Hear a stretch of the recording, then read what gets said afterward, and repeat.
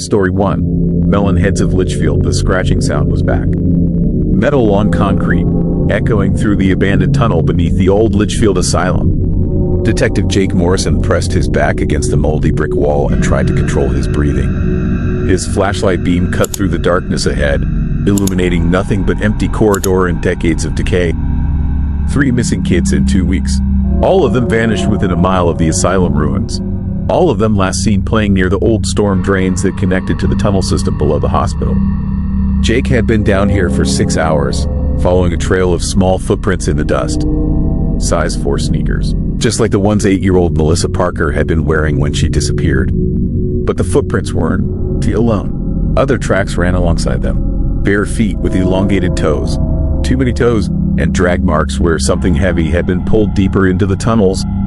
The scratching stopped. Jake waited in the suffocating silence. Water dripped somewhere in the distance. His radio crackled with static. No signal this far underground. He was completely cut off from the world above. A child. His laughter echoed from somewhere ahead. High and sweet and completely wrong in this place of forgotten horrors. Jake, his skin crawled as the sound bounced off tunnel walls, multiplying until it seemed like dozens of children were laughing at once. He heard the stories. Every cop in Litchfield County had heard them. The Melon Heads, deformed patients who escaped when the asylum closed in 1953. Medical experiments gone wrong, living in the tunnels beneath the building, feeding on whatever they could catch. Most cops dismissed it as local creepypasta, urban legends passed down through generations of teenagers trying to scare each other. But Jake had seen the evidence. The scratches on abandoned cars parked too close to the asylum grounds. Deep gouges that looked like they'd been made by human fingernails. Fingernails grown too long and filed to points. The laughter came again, closer this time. Jake moved forward through the tunnel, his footsteps echoing in the confined space. The walls were covered with old graffiti, names and dates going back decades. Most of it normal vandalism, but some of it was different. Symbols that hurt to look at, words in a language that didn't belong to any culture Jake recognized. His flashlight beam caught something moving ahead. A flash of pale skin disappearing around a corner. Too quick to be human. Too fluid. Jake broke into a run. The tunnel branched into multiple directions. A maze of passages that honeycombed the ground beneath the old asylum. Jake chose the path where the footprints were clearest and kept moving. The air grew thicker as he went deeper. Humid and warm like the inside of a mouth. The smell hit him in waves. Rot and chemicals and something else. Something organic and alive. Jake emerged into a larger chamber. His flashlight illuminated curved walls covered in ceramic tiles. An old surgical theater from the asylum, its active days. Steel tables still stood in the center of the room, their surfaces stained with rust and things that might have been rust. But it was the walls that made his blood turn to ice. They were covered with his drawings. Crayon pictures taped to the tiles. Happy families in sunshine and houses with smoke curling from chimneys. Normal kid art that looked completely insane in this underground horror show. Fresh art. The paper was still white. The colors still bright. Officer Morrison. The voice came from the shadows beyond his light. A child's voice, but with an adult's vocabulary. We've been waiting for you. Jake drew his weapon. Police, show yourself. Pale shapes moved in the darkness beyond the surgical tables. Small figures with overlarge heads and spindly limbs. They moved wrong. Joints bending in directions that human joints shouldn't bend. The children are safe, the voice continued. They're happy here. They're relearning so much. More shapes appeared. Jake counted at least a dozen of them. They surrounded the surgical theater, staying just outside his flashlight beam. But he could see their eyes, reflecting the light like animal eyes. Too large for their faces. Where are the missing kids? Jake demanded. Missing? The voice sounded genuinely confused. They're not missing. They're right here with us. They're part of our family now. One of the shapes stepped into the light. Jake, his finger tightened on the trigger, but he didn't fire. Training held him back. Some part of his brain still registered it as human. It had been human once. The thing stood about 4 feet tall. Its head was grotesquely swollen, easily twice the size it should have been. The skull looked translucent, with dark veins visible beneath pale skin. Its eyes were huge and black, taking up most of its face. But it was wearing this clothes. A little blue dress with flowers on it. The same dress Melissa Parker had been wearing in her school photo. Melissa, Jake whispered. The thing tilted its massive head. Melissa is learning. We're all learning. The doctors taught us so much before they went away. Jake, his mind reeled. The asylum had been closed for 70 years. These things couldn't be the original patients. But they were talking about the doctors like they just left yesterday. What kind of learning? He asked. How to change, how to grow, how to make others like us. The thing that might have been Melissa smiled. Its teeth were needle-sharp and arranged in 3 rows. The doctors said we were special, that we were the next step in human evolution. More of them stepped into the light. Jake could see the variations in their deformities now. Some had elongated limbs. Others had extra fingers or eyes in wrong places. All of them had that same massive, swollen skull. And all of them were wearing children's clothes from the past few decades. Fresh clothes. Modern clothes. You've been taking kids for years, Jake realized. We've been saving them, the creature corrected. The surface world is dangerous, full of predators and pain. Down here, they can become something beautiful, something perfect. Jake backed toward the tunnel entrance. Those experiments ended in the 50s. The doctors are dead. Death is just another transformation, the creature said.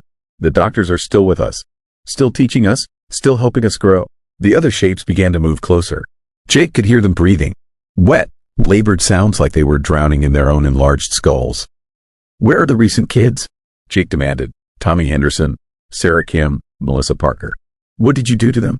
We gave them gifts, the creature replied. The same gifts we received. The same gifts I'll give you. Jake turned and ran back into the tunnel. Behind him, he could hear them following. Not running. They didn't need to run. They knew these tunnels better than anyone. They'd been down here for decades, growing and changing and perfecting their horrible craft. The tunnel seemed longer on the way back. The walls pressed closer. Jake, his flashlight beam flickered as the battery weakened. In the growing darkness, he could hear them getting closer. They're breathing. Their scratching sounds as claws dragged along the walls. Jake reached another branch in the tunnel system. He'd taken the left path on the way in. Now he went right, hoping to lose them in the maze of passages. But the right tunnel led down, deeper into the earth. The air grew warmer and more humid, the smell of chemicals stronger. Jake emerged into another chamber, larger than the surgical theater. His dying flashlight revealed rows of hospital beds, old metal frames with canvas stretchers. Most of them were empty, but not all. 3 small forms lay on beds in the center of the room. Children. They were unconscious but breathing. IV lines ran from their arms to bags of clear fluid hanging from makeshift stands. Jake rushed to the nearest bed. Tommy Henderson, the 10-year-old who vanished a week ago. He was pale but alive. The IV line was feeding him something that looked like liquid mercury. The transformation takes time, a voice said behind him. But it's worth the wait. Jake spun around. A figure stood in the tunnel entrance. Tall and thin, wearing a this white coat that had yellowed with age. Its face was hidden in shadow, but Jake could see its hands.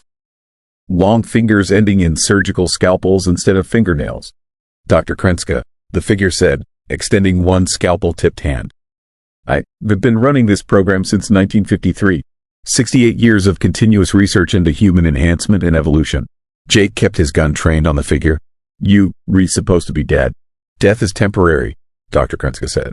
Pain is temporary, but evolution is forever. The doctor stepped into the weak light. Its face was a nightmare of surgical scars and grafted tissue. Eyes that didn't match. Skin stretched tight over a skull that had been opened and reclosed dozens of times.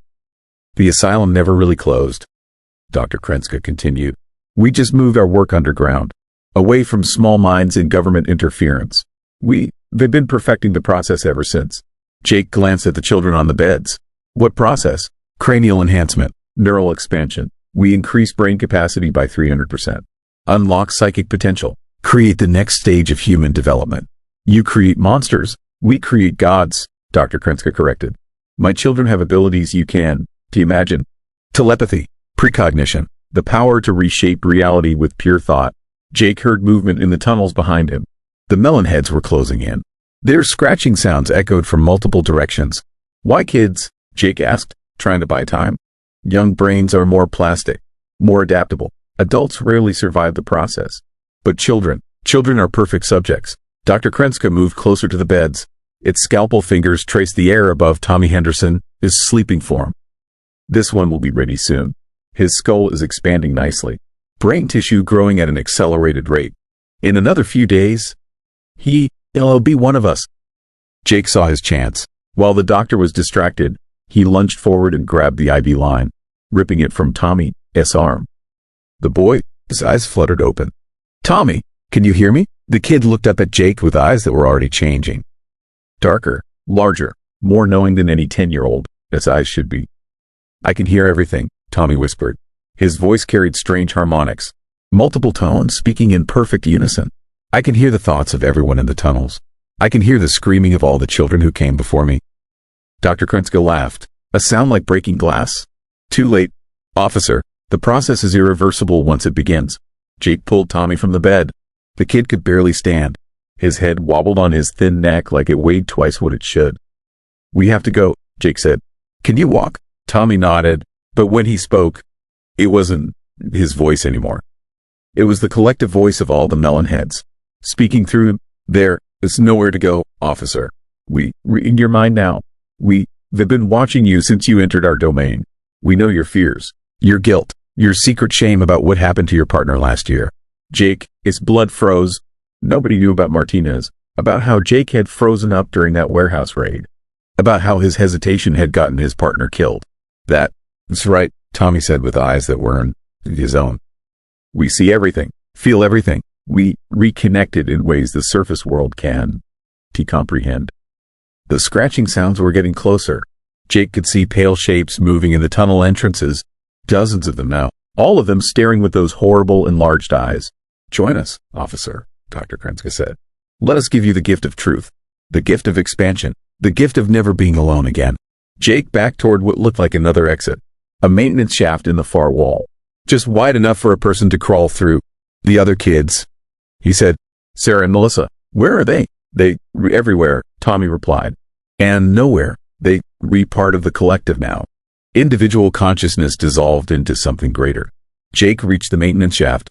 It was his only chance. He grabbed Tommy under the arms and pushed him into the narrow opening. "Crawl," he ordered. "Don, to look back." They scrambled through the shaft on hands and knees. Behind them, Jake could hear the Melon Heads trying to follow. But the opening was too small for their enlarged skulls. They scratched at the walls with inhuman fury. The shaft led to another tunnel. This one sloped upward. Jake could feel fresh air moving through it. They were getting closer to the surface. Tommy was changing as they climbed.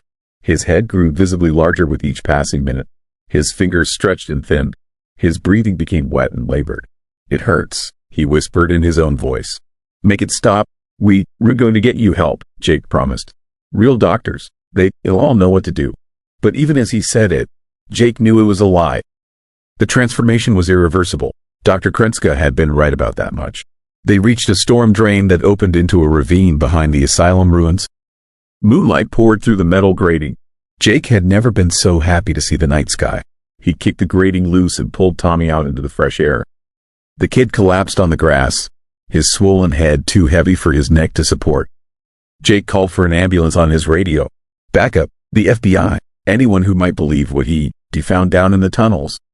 But when the paramedics arrived, they found only Jake sitting alone in the ravine. Tommy Henderson was gone. No trace of him except for some strange scratches in the dirt. Marks that looked like they'd been made by fingernails grown too long. The search teams found the tunnel entrance Jake had described. But when they went down to investigate, they found only empty passages. The surgical theater was gone. The hospital beds vanished. Even the children's drawings had been stripped from the walls. Dr. Krenska was nowhere to be found. Jake tried to tell them about the Melon Heads, about the decades of medical experiments and stolen children. But without evidence, he sounded like another cop who cracked under pressure. They put him on administrative leave, ordered psychological evaluation, suggested early retirement. Jake moved away from Litchfield County, started over in a different state, tried to forget about the tunnels and the things that lived in them. But late at night, when he was alone with his thoughts, he could still hear them. Childlike voices echoing in his mind.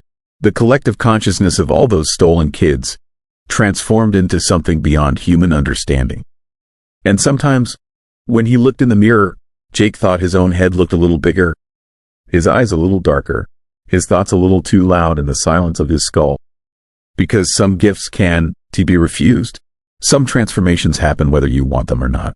And in the tunnels beneath Litchfield, Something ancient and hungry continues to grow, waiting for the next curious investigator, the next missing child, the next chance to spread its supernatural horror to the world above. The Melon Heads are patient. They have all the time in the world, and they were always looking for new family members. Story 2. Ghost lights of Saratoga. The lights were following her again. 3 pale orbs dancing in Maya's rearview mirror, keeping perfect pace with her Honda as she raced down the empty Texas back road at midnight. She pressed harder on the gas pedal. The speedometer hit 80. The lights stayed exactly the same distance behind. Maya Chan had come to Saratoga to solve a mystery. 2 missing teenagers, a documentary that would launch her career as a paranormal investigator. Now she was living her own American horror story, trapped on an endless road with something that refused to let her leave. Her phone had lost signal 20 minutes ago. The GPS showed her location as a blank gray void. Every mile marker she passed read the same number, 13. The fuel gauge read empty, but the engine kept running. The odometer had stopped at 66,666 miles. Even the digital clock was frozen at 11:47 p.m. Maya had been driving for 3 hours. She started following the ghost lights just after sunset, camera equipment ready to capture proof of the supernatural phenomenon that had haunted East Texas for generations. Local legend said the lights were railroad lanterns carried by a worker who died in a train accident in 1883.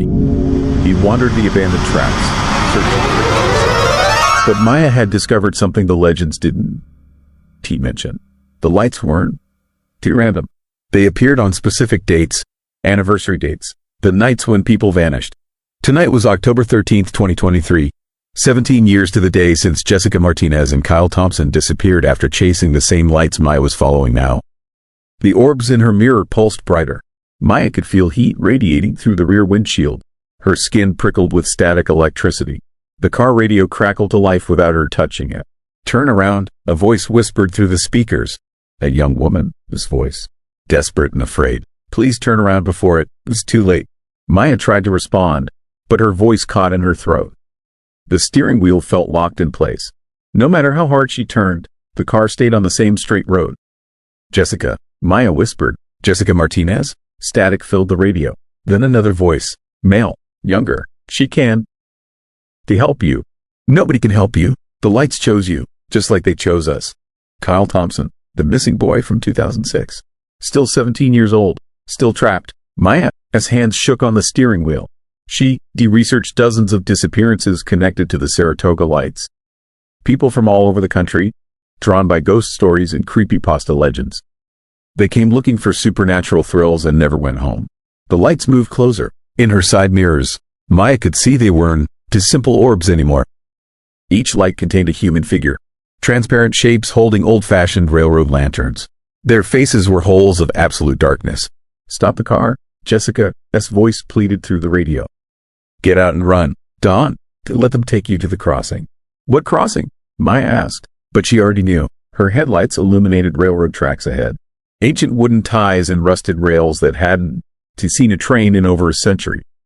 A crossing sign stood crooked beside the road, its paint faded and peeling. The car slowed as it approached the tracks. Maya's foot wasn't on the brake. Something else was controlling the vehicle now. "This is where it happens," Kyle's voice explained. "This is where we join them, where we become part of the lights." Maya grabbed the door handle.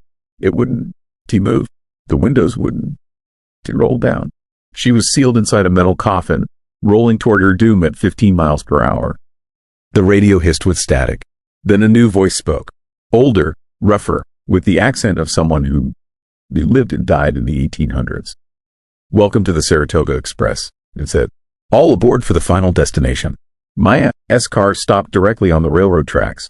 The engine died. The headlights went out. Only the ghost lights remained, surrounding her vehicle in a circle of cold fire. In the sudden darkness, Maya could hear something impossible. The sound of an approaching train. Steam whistle blowing, iron wheels on steel rails, getting louder by the second. But there was no train. The tracks were abandoned, had been abandoned since 1920. "The phantom locomotive," Jessica whispered. "It comes every night, collecting passengers for the journey that never ends." Maya pounded on the windows, kicked at the doors. Nothing worked. The car had become her prison, and something ancient and hungry was coming down the tracks. The sound grew deafening, a massive weight bearing down on her location. Maya could feel the ground shaking. see the ghost lights dancing with anticipation. Then silence. Maya opened her eyes. She was standing beside her car on the shoulder of the road. The railroad tracks were 50 yards away, empty and silent under the Texas stars. Her phone showed full signal. The time read 11:47 p.m. Like she never left. Maya walked back to her car on unsteady legs.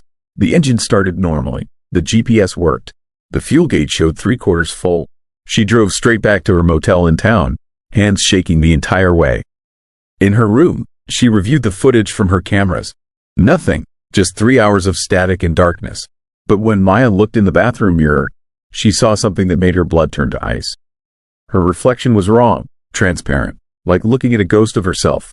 She grabbed her phone and called her sister in California. Maya? Her sister said. Thank God you. Recalling. The police contacted me this morning. They said you were in a car accident. That you died. What are you talking about? I'm fine. Maya.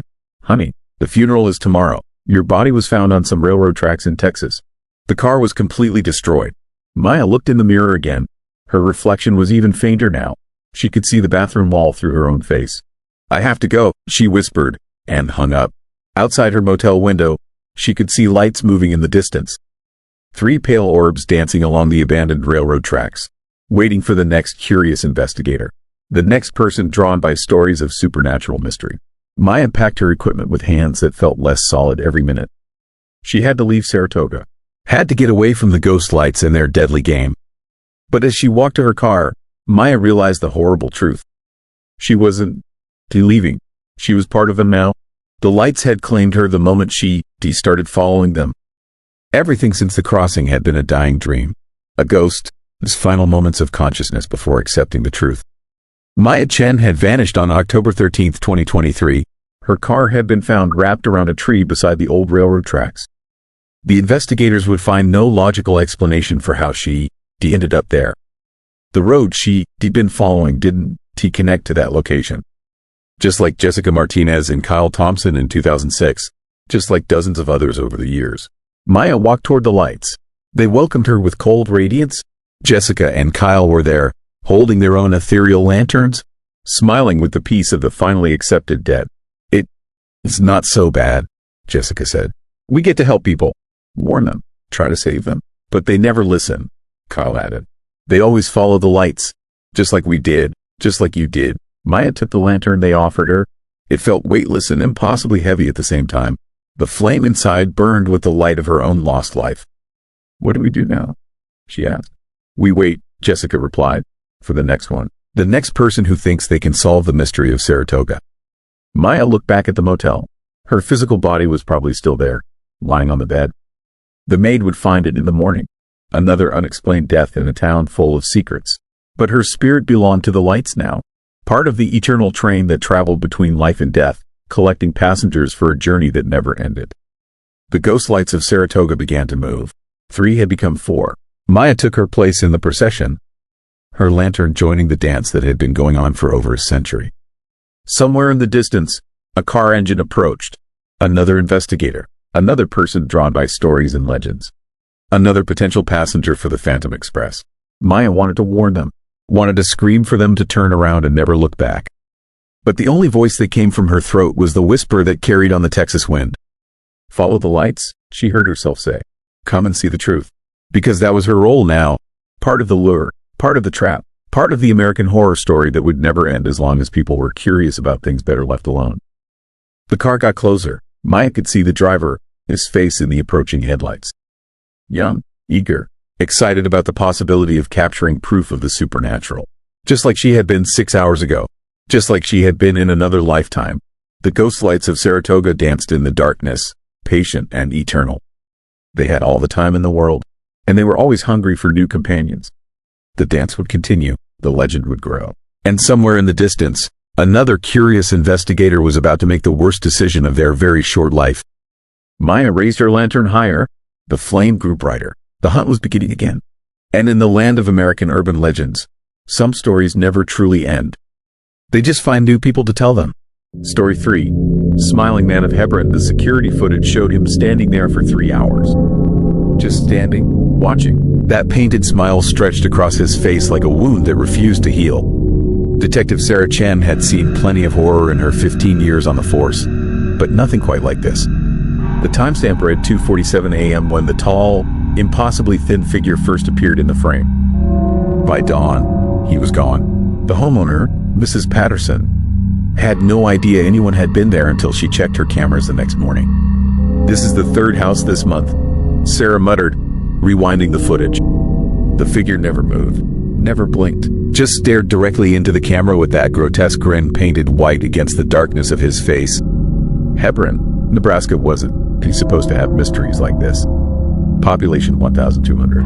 The kind of place where everyone knew everyone, where the biggest news was usually about high school football or crop yields.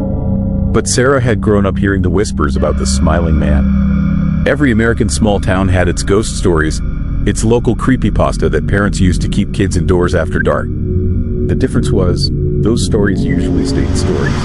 Sarah has phone call. Another call from Channel 7 News. Ever since the security footage leaked online 3 months ago, Hebron had become a destination for paranormal investigators and YouTube content creators. The video had gone viral with the hashtags supernatural and American horror trending for weeks. Thousands of comments flooded in from people claiming similar sightings across the Midwest. She ignored the call and pulled out the case files from 1974. 48 years old, but the photos still made her stomach turn. 7 victims, all found in their homes. All with their faces carved into that same horrible smile.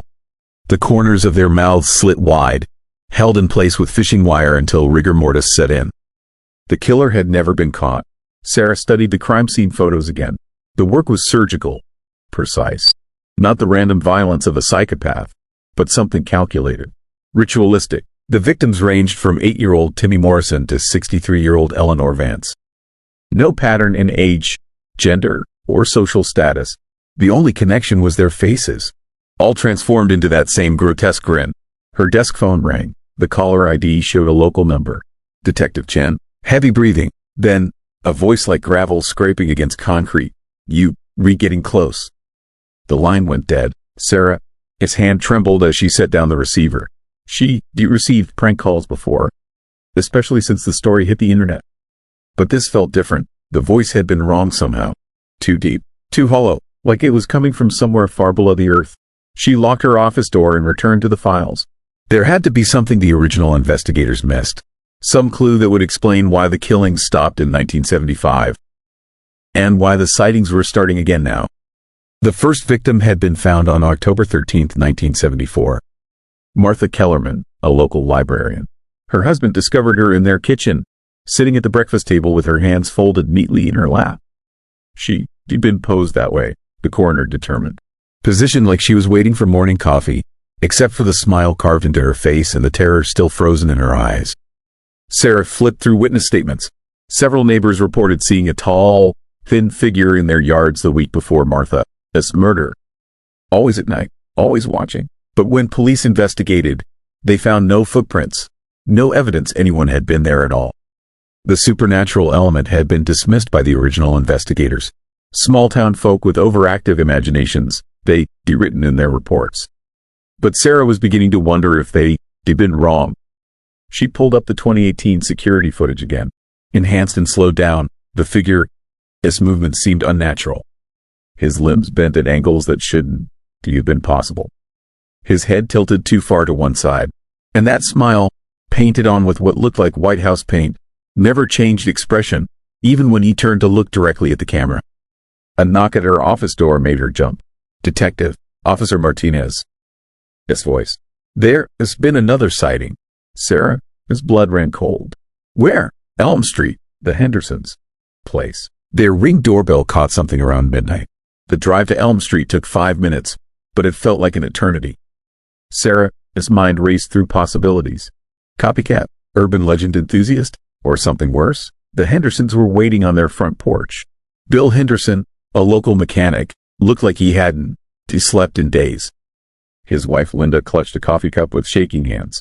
"Show her the footage," Linda whispered. Bill pulled out his phone with reluctant fingers. It started about midnight. Motion sensor picked him up at the edge of our property. The screen showed their front yard in night vision green.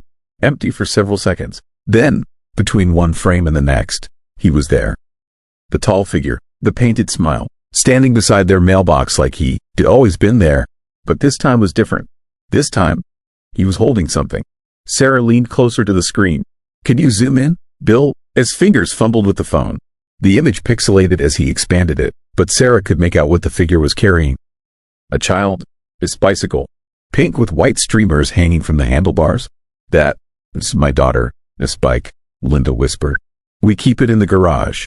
Sarah's throat went dry. "Where is your daughter now?" "Upstairs, sleeping. She has been sleeping since yesterday morning. We wake her up." The world seemed to tilt sideways. Sarah forced herself to stay calm, to think like a detective instead of like someone trapped in their worst nightmare. "Call an ambulance," she told Martinez. Now, as they waited, Sarah studied the rest of the footage. The figure stood motionless for hours, just like in the previous videos. But every few minutes, he would tilt his head slightly, as if listening to something only he could hear. At 5:47 a.m., just before sunrise, he set the bicycle down carefully beside the mailbox and walked away. The camera lost him in the shadows between streetlights. The paramedics arrived and examined 8-year-old Emma Henderson. Vitals were stable, but she wouldn't wake up. Her face was peaceful, almost serene, and at the corners of her mouth, barely visible unless you knew what to look for, were 2 thin red lines. Like someone had started to cut, then changed their mind. Sarah's hands shook as she called the state police. This was beyond her department's capabilities, beyond normal police work. This was something that belonged in the realm of American horror stories and internet creepypasta, not in a real Nebraska town where real people lived and worked and raised their children. But as she waited for backup to arrive, she couldn't shake the feeling that the smiling man wasn't finished with Hebron. The state investigators arrived by noon. Detective Ray Kowalski from Lincoln had dealt with serial killers before, but Sarah could see the doubt in his eyes when she showed him the security footage. "Could be anyone in makeup," he said, but his voice lacked conviction. "Explain the bike," Sarah replied. The garage was locked, no signs of forced entry. And the girl. They both looked toward the Henderson house, where Emma remained unconscious despite every medical test coming back normal. Kowalski rubbed his temples. "You think this is connected to the 1974 murders? I think something that should have stayed buried didn't." That evening, Sarah drove to the old cemetery on the outskirts of town. Hebron Memorial Gardens, established in 1889. 7 graves in the back corner bore dates from October and November 1974. The original victims. The groundskeeper, an elderly man named Pete, was locking up for the night. "Excuse me," Sarah called. "I am Detective Chen. I wanted to ask about these graves." Pete squinted at her in the dim light. "The smiling folks? Haven. Had anyone asked about them in years?" "Smiling folks? That's what we called them back then. Awful business. But you know what was strange? After they were buried, people started seeing things. Shadows moving between the headstones. And that sound." "What sound?" Pete's weathered face creased with worry. "Laughter. Real quiet, like someone trying not to wake the dead. Of course, the police said it was just the wind through the trees." Sarah looked around the cemetery. No trees grew near these 7 graves. The area was bare except for grass and headstones. "Pete, has anyone been disturbing these graves recently? Any signs of vandalism?" The old man shook his head. "No, but," he hesitated. "Last month, during that big storm we had, lightning struck right over there." He pointed to the center of the 7 graves. "Strangest thing, ground cracked open in a perfect circle. We filled it in, but the grass won to grow back." Sarah's blood chilled. The storm had been 3 weeks ago, right around the time the first security footage was recorded. She thanked Pete and walked among the graves as darkness fell. Martha Kellerman, age 45. Timmy Morrison, age 8. Eleanor Vance, age 63. Each headstone bore the same inscription, "Rest in peace." But Sarah was beginning to suspect that peace was the last thing these victims had found. Her phone buzzed with a text from an unknown number. "Stop digging." Then another, "Some secrets should stay buried." And a third, "The children remember first." Sarah's hands shook as she read the messages. Around her, the cemetery had grown unnaturally quiet. No insects chirped, no wind stirred the grass. Even the distant sound of traffic from the highway had faded to nothing. She turned to leave and found herself face to face with the smiling man. He stood 10 feet away, impossibly tall and thin, like someone had stretched a human being beyond all natural proportions.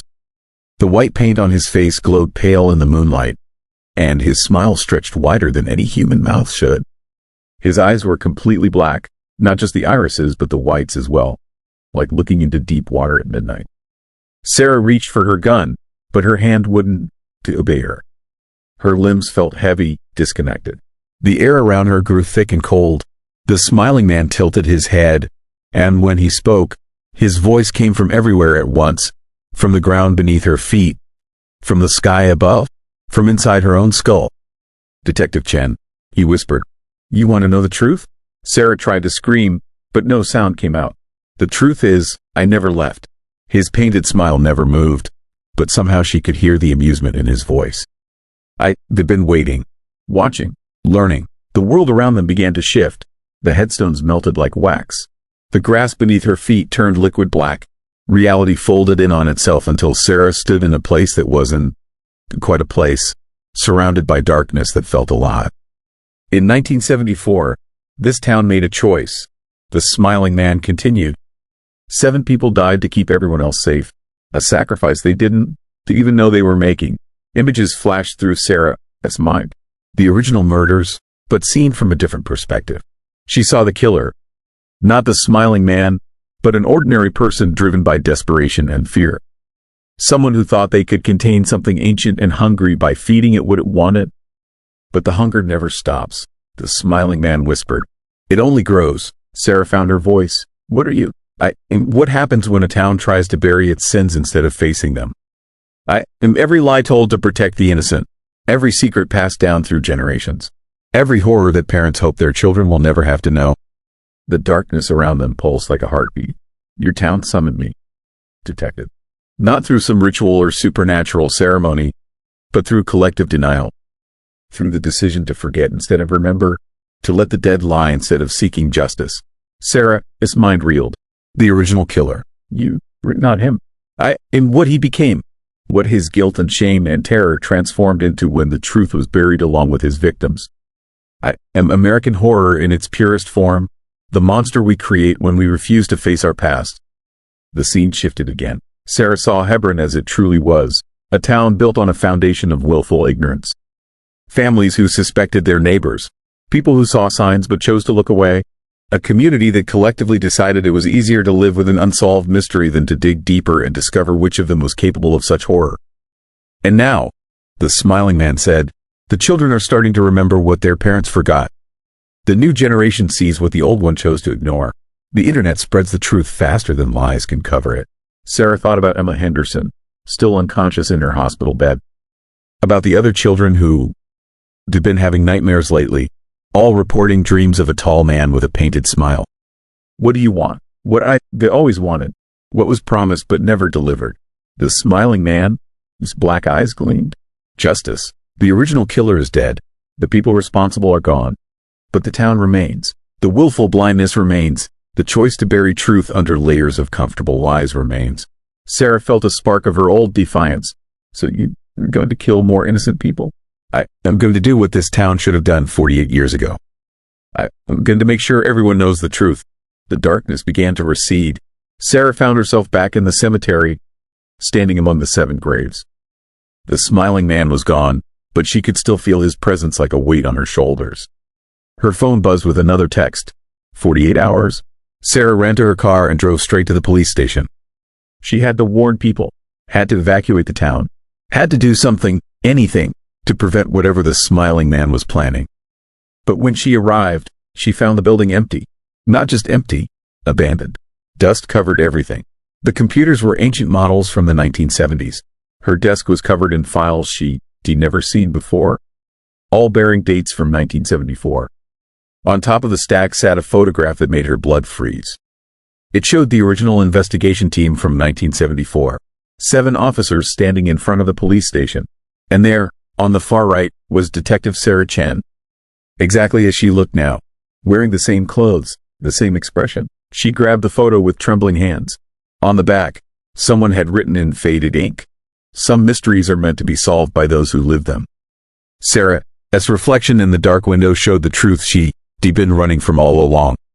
She hadn't aged a day since 1974. Hadn't changed. Hadn't grown older or wiser or different. She was as much a ghost as the man she'd been chasing. The final pieces clicked into place. Sarah Chen had been the detective assigned to the Smiling Man case in 1974. She'd been the one who got too close to the truth, who figured out which of Hebron's residents was responsible for the murders, who tried to bring justice to the 7 victims, and who died before she could reveal what she learned. The Smiling Man appeared behind her reflection in the window. "Now you understand," he whispered. We're both trapped here, detective. Both products of this town, this refusal to face the truth. You, repeating your investigation over and over, trying to solve a case that was buried with you. And me, growing stronger every time someone chooses ignorance over knowledge. Sarah turned to face him. Who was it? Who was the real killer? The Smiling Man. His painted smile seemed to widen. Does it matter? They were long dead. Their children have moved away. Their grandchildren never knew this place existed. The only thing left is the choice this town made to let a monster escape justice. But if people knew the truth, people don't want the truth. Detective. They want scary stories, urban legends, something they can share online and forget about tomorrow. They want American horror as entertainment, not as a reflection of American reality. Sarah looked around the empty police station, at the files that documented her own death, at the case she'd been trying to solve for nearly 50 years.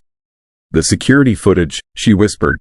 The sightings. People seeing you. People seeing us. The Smiling Man corrected. You appear in the footage too. Detective.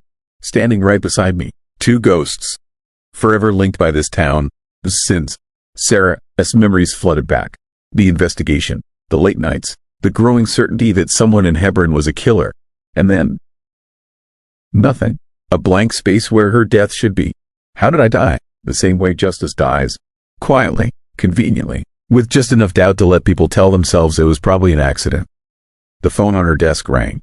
Sarah answered without thinking. Detective Chen? A young voice. Scared. This is Emma Henderson. I am awake now, and I remember everything. Sarah's hand tightened on the receiver. Emma, how are you calling me? The same way you've been investigating. Detective. Through the space between what is and what should have been. Emma's voice was too mature for an 8-year-old, filled with knowledge no child should possess. I remember what my great-grandfather told me before he died. About the man who came to their house in 1974. About the choice they made. What choice? To let him go. To protect the town. Its reputation. To sacrifice 7 strangers instead of turning in 1 neighbor. The pieces of the puzzle fell into place with horrifying clarity. The original killer hadn't been caught because the community had collectively decided not to catch him.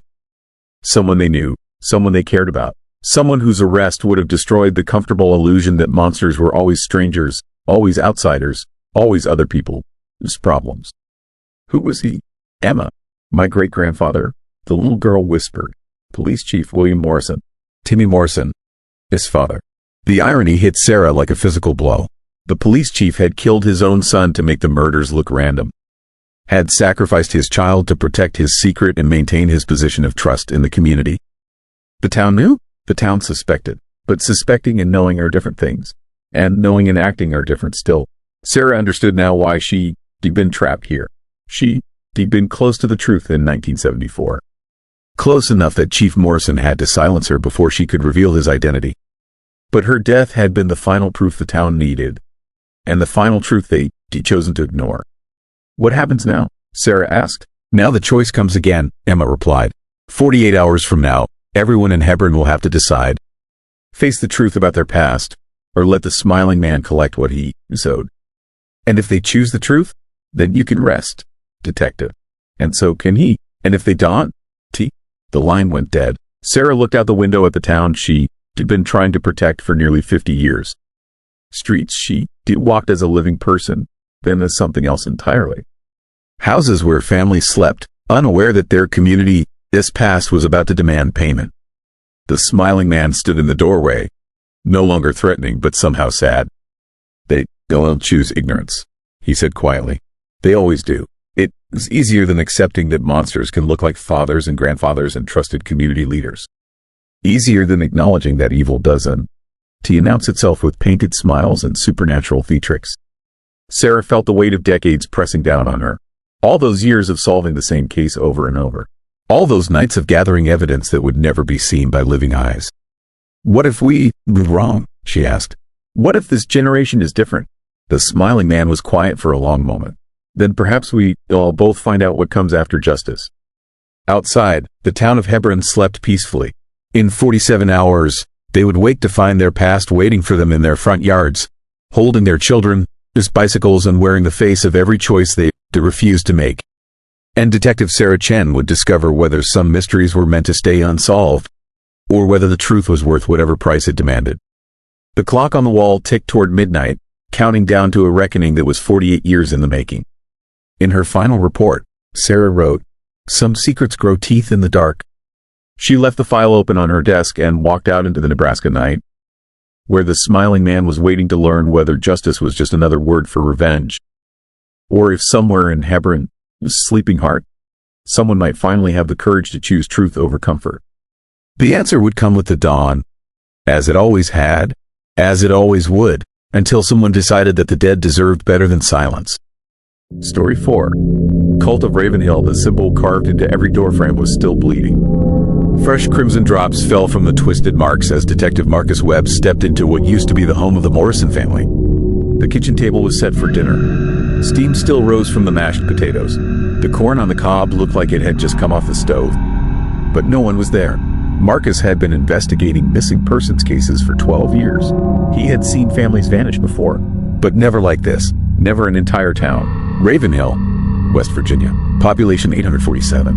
Or it had been, until 3 days ago when the mail carrier reported that no one was picking up their deliveries. State police sent a patrol car. The officers found empty streets, abandoned cars still running in driveways, and that same symbol carved fresh into every single doorframe in town. The media was calling it American horror in real life. Online forums buzzed with theories about government experiments and supernatural disappearances. The story had gone viral faster than wildfire, spawning dozens of creepypasta threads and conspiracy videos on YouTube. Marcus wiped sweat from his forehead despite the October chill. Something was wrong with the air in Ravenhill. It felt thick, heavy, like breathing through wet water. His radio crackled. "Webb, you getting anything?" "Negative. House is empty," but Marcus stared at the symbol again. 3 curved lines intersecting around a central point. Still wet with blood, the markings looked fresh, like someone just finished carving them. "Copy that." State boys found the same thing at the church. "You need to see this." The Ravenhill Baptist Church sat on the hill overlooking the town, its white steeple piercing the gray sky like a bone. Marcus had read the files during the drive-out. Reverend Isaiah Thorne had taken over the congregation in 1983. Charismatic preacher, drew followers from all over Appalachian country. People said he could heal the sick and speak in tongues. People said a lot of things about mountain preachers. Inside the church, Marcus found something that made his stomach turn. The pews were filled with clothes. Not empty clothes, but clothes arranged as if people were still wearing them. Shirts buttoned correctly, pants folded naturally, shoes placed perfectly on the floor. It was like an entire congregation had simply vanished from inside their clothing. "Found this in the pulpit," said Officer Katie Sullivan, handing Marcus a leather journal. "Looks like Thorne's handwriting." Marcus opened to the last entry, dated 3 days ago. "The time has come. The faithful have proven themselves worthy. Tonight we shed these earthly shells and ascend to our true forms. The symbol calls us home. The blood remembers what flesh forgets." "Jesus Christ," Marcus muttered. "Gets worse," Katie said. "Look at the altar." The altar was covered in symbols. Dozens of them, all carved deep into the wood and filled with what looked like dried blood. But unlike the doorframes, these symbols were old. Some looked like they had been there for years. "How long has this been going on?" Marcus asked. According to county records, Thorne started making changes to the church in 1984. Asked for permits to do renovations. But no one ever came out to inspect the work. Marcus ran his finger along one of the carved symbols. The wood was warm to the touch. Too warm, like something living pulsed beneath the surface. His phone buzzed with a text from his wife. Saw the news about Ravenhill. "Be careful. Something about that place feels wrong." Marcus almost laughed. Sarah was back in Charleston, 300 miles away. But somehow she could sense it too. The wrongness that hung over this place like fog. Another text arrived. This one from an unknown number. "Some doors should never be opened." Marcus showed the message to Katie. "You send this?" She shook her head. "My phone, it's been dead since we got here. To get a signal." Marcus checked his phone. Full bars, perfect signal. But when he tried to call Sarah back, the line was dead. When he tried to call dispatch, nothing. The phone worked for receiving texts, but not for making calls. That was when they heard the singing. Faint at first, voices carrying on the wind from somewhere deep in the forest behind the church. Not words, exactly, but a melody that seemed to wrap around Marcus, his brain, and squeeze. "You hear that?" Katie whispered. Marcus nodded. The singing was getting louder, closer, and there was something familiar about it, like a song he had heard in childhood but couldn't quite remember. They followed the sound into the woods. The trees grew thick here, old-growth forest that had probably stood since before the first settlers came to these mountains. The kind of place where people whispered about things that predated Christianity. Things that Cherokee had known about long before white men brought their own version of scary stories to Appalachian soil.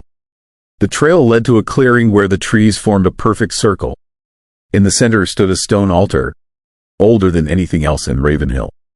Pre-colonial, maybe pre-human, and around the altar, barely visible in the fading daylight, stood the missing townspeople. All 847 of them. They stood motionless, facing inward toward the altar. Men, women, children, still wearing the clothes they had disappeared in.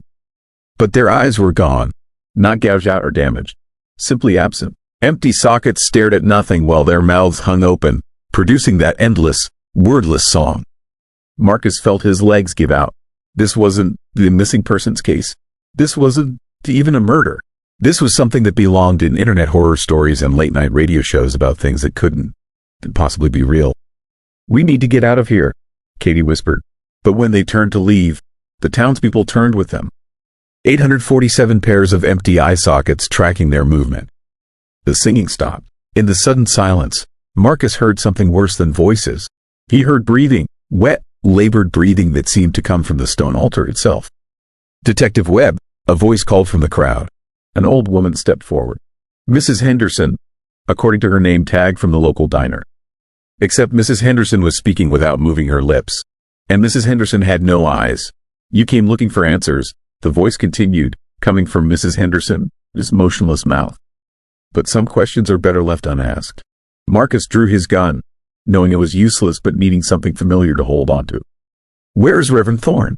Mrs. Henderson tilted her head, and Marcus realized the breathing sound was coming from inside her throat. Something was living in these people, using them like puppets. Reverend Thorne served his purpose, the thing wearing, Mrs. Henderson said. He opened the door, called us home, prepared the faithful for transformation. Transformation into what? The entire crowd smiled at once. 847 empty-eyed faces grinning with teeth that were too sharp and too many. Into what we were always meant to be. The ground beneath the altar began to crack. Something massive was moving underneath. The stone shifted and split as whatever lay beneath started to emerge. Marcus grabbed Katie's arm. "Run!" They sprinted through the forest, crashing through undergrowth as that terrible breathing sound grew louder behind them. The townspeople didn't chase them. They didn't need to. The forest itself seemed to be turning against the intruders. Branches reached out to snag their clothes. Roots rose up to trip them. The very air grew thicker, harder to breathe, as if the mountains themselves were trying to keep them from leaving. They reached the police car as the sun set completely. Marcus fumbled with his keys while Katie kept watch on the tree line. The engine turned over, and for a moment Marcus thought they might actually escape. Then he saw the symbols, carved into the dashboard, fresh blood still dripping, the same 3 curved lines intersecting around a central point. "Katie, we need to," but Katie wasn't Katie anymore. She stood beside the car, staring at him with empty eye sockets, her mouth hanging open in preparation for that wordless song. Marcus floored the gas pedal. The car lurched forward, leaving Katie standing in the road like a scarecrow. He didn't look back as he raced down the mountain highway, desperate to put distance between himself and whatever was happening in Ravenhill. His phone buzzed. Another text from the unknown number. "You can outrun what is already inside you." Marcus glanced at his rearview mirror and screamed. His own reflection stared back with empty eye sockets. The car veered off the road and slammed into a tree. Marcus felt his consciousness slipping away as sirens approached in the distance. His last thought was relief that someone was coming to help. But when he woke up in the hospital 2 days later, the nurses told him something that made his blood freeze. He had been found alone. No other officer at the scene. No record of anyone named Katie Sullivan working for the state police. According to the official report, Detective Marcus Webb had driven to Ravenhill alone to investigate reports of a missing town. He had suffered a single-car accident on his way back down the mountain. Mild concussion. No serious injuries. When he asked about the missing townspeople, the doctors exchanged glances. "What missing townspeople?" Dr. Morrison asked. "Ravenhill was abandoned in 1987. Has been for over 30 years. Marcus insisted on seeing the records. Census data showed that Ravenhill had been a thriving community until 1987, when some kind of religious controversy had led to mass emigration. People just packed up and left over the course of a few months. Nothing supernatural about it. Nothing scary. Nothing that would interest paranormal investigators or spawn creepypasta stories on the internet. The town was simply empty now. Had been for decades, but Marcus remembered. He remembered the fresh dinner tables, the blood dripping from newly carved symbols, the 847 people standing around that ancient altar. He remembered Katie Sullivan, even though she had never existed. The doctors said memory problems were common after head injuries. Confusion, false memories, the brain trying to make sense of trauma by creating elaborate fictional narratives. Marcus wanted to believe them. 2 weeks later, he returned to Ravenhill alone. The town was exactly as the records claimed. Empty for decades, broken windows and collapsed roofs. Weeds growing through the pavement.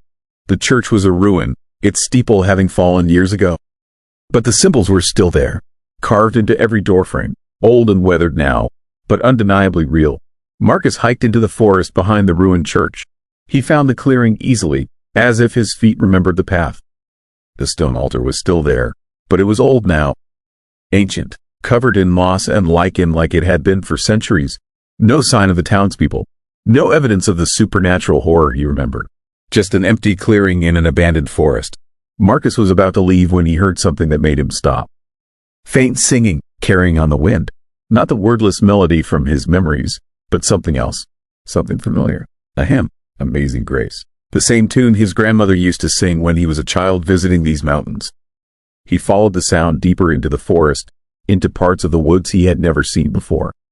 The trees grew older here, thicker, the kind of ancient Appalachian wilderness where Cherokee hunting parties had once whispered about things that lived in the deep places of the earth. The singing led him to another clearing, smaller than the first, and in this clearing stood a small group of people, maybe 20 or 30. They were singing the hymn in perfect harmony, their voices blending beautifully in the mountain air. They looked normal, healthy, well-fed, like any small congregation you might find in a mountain church.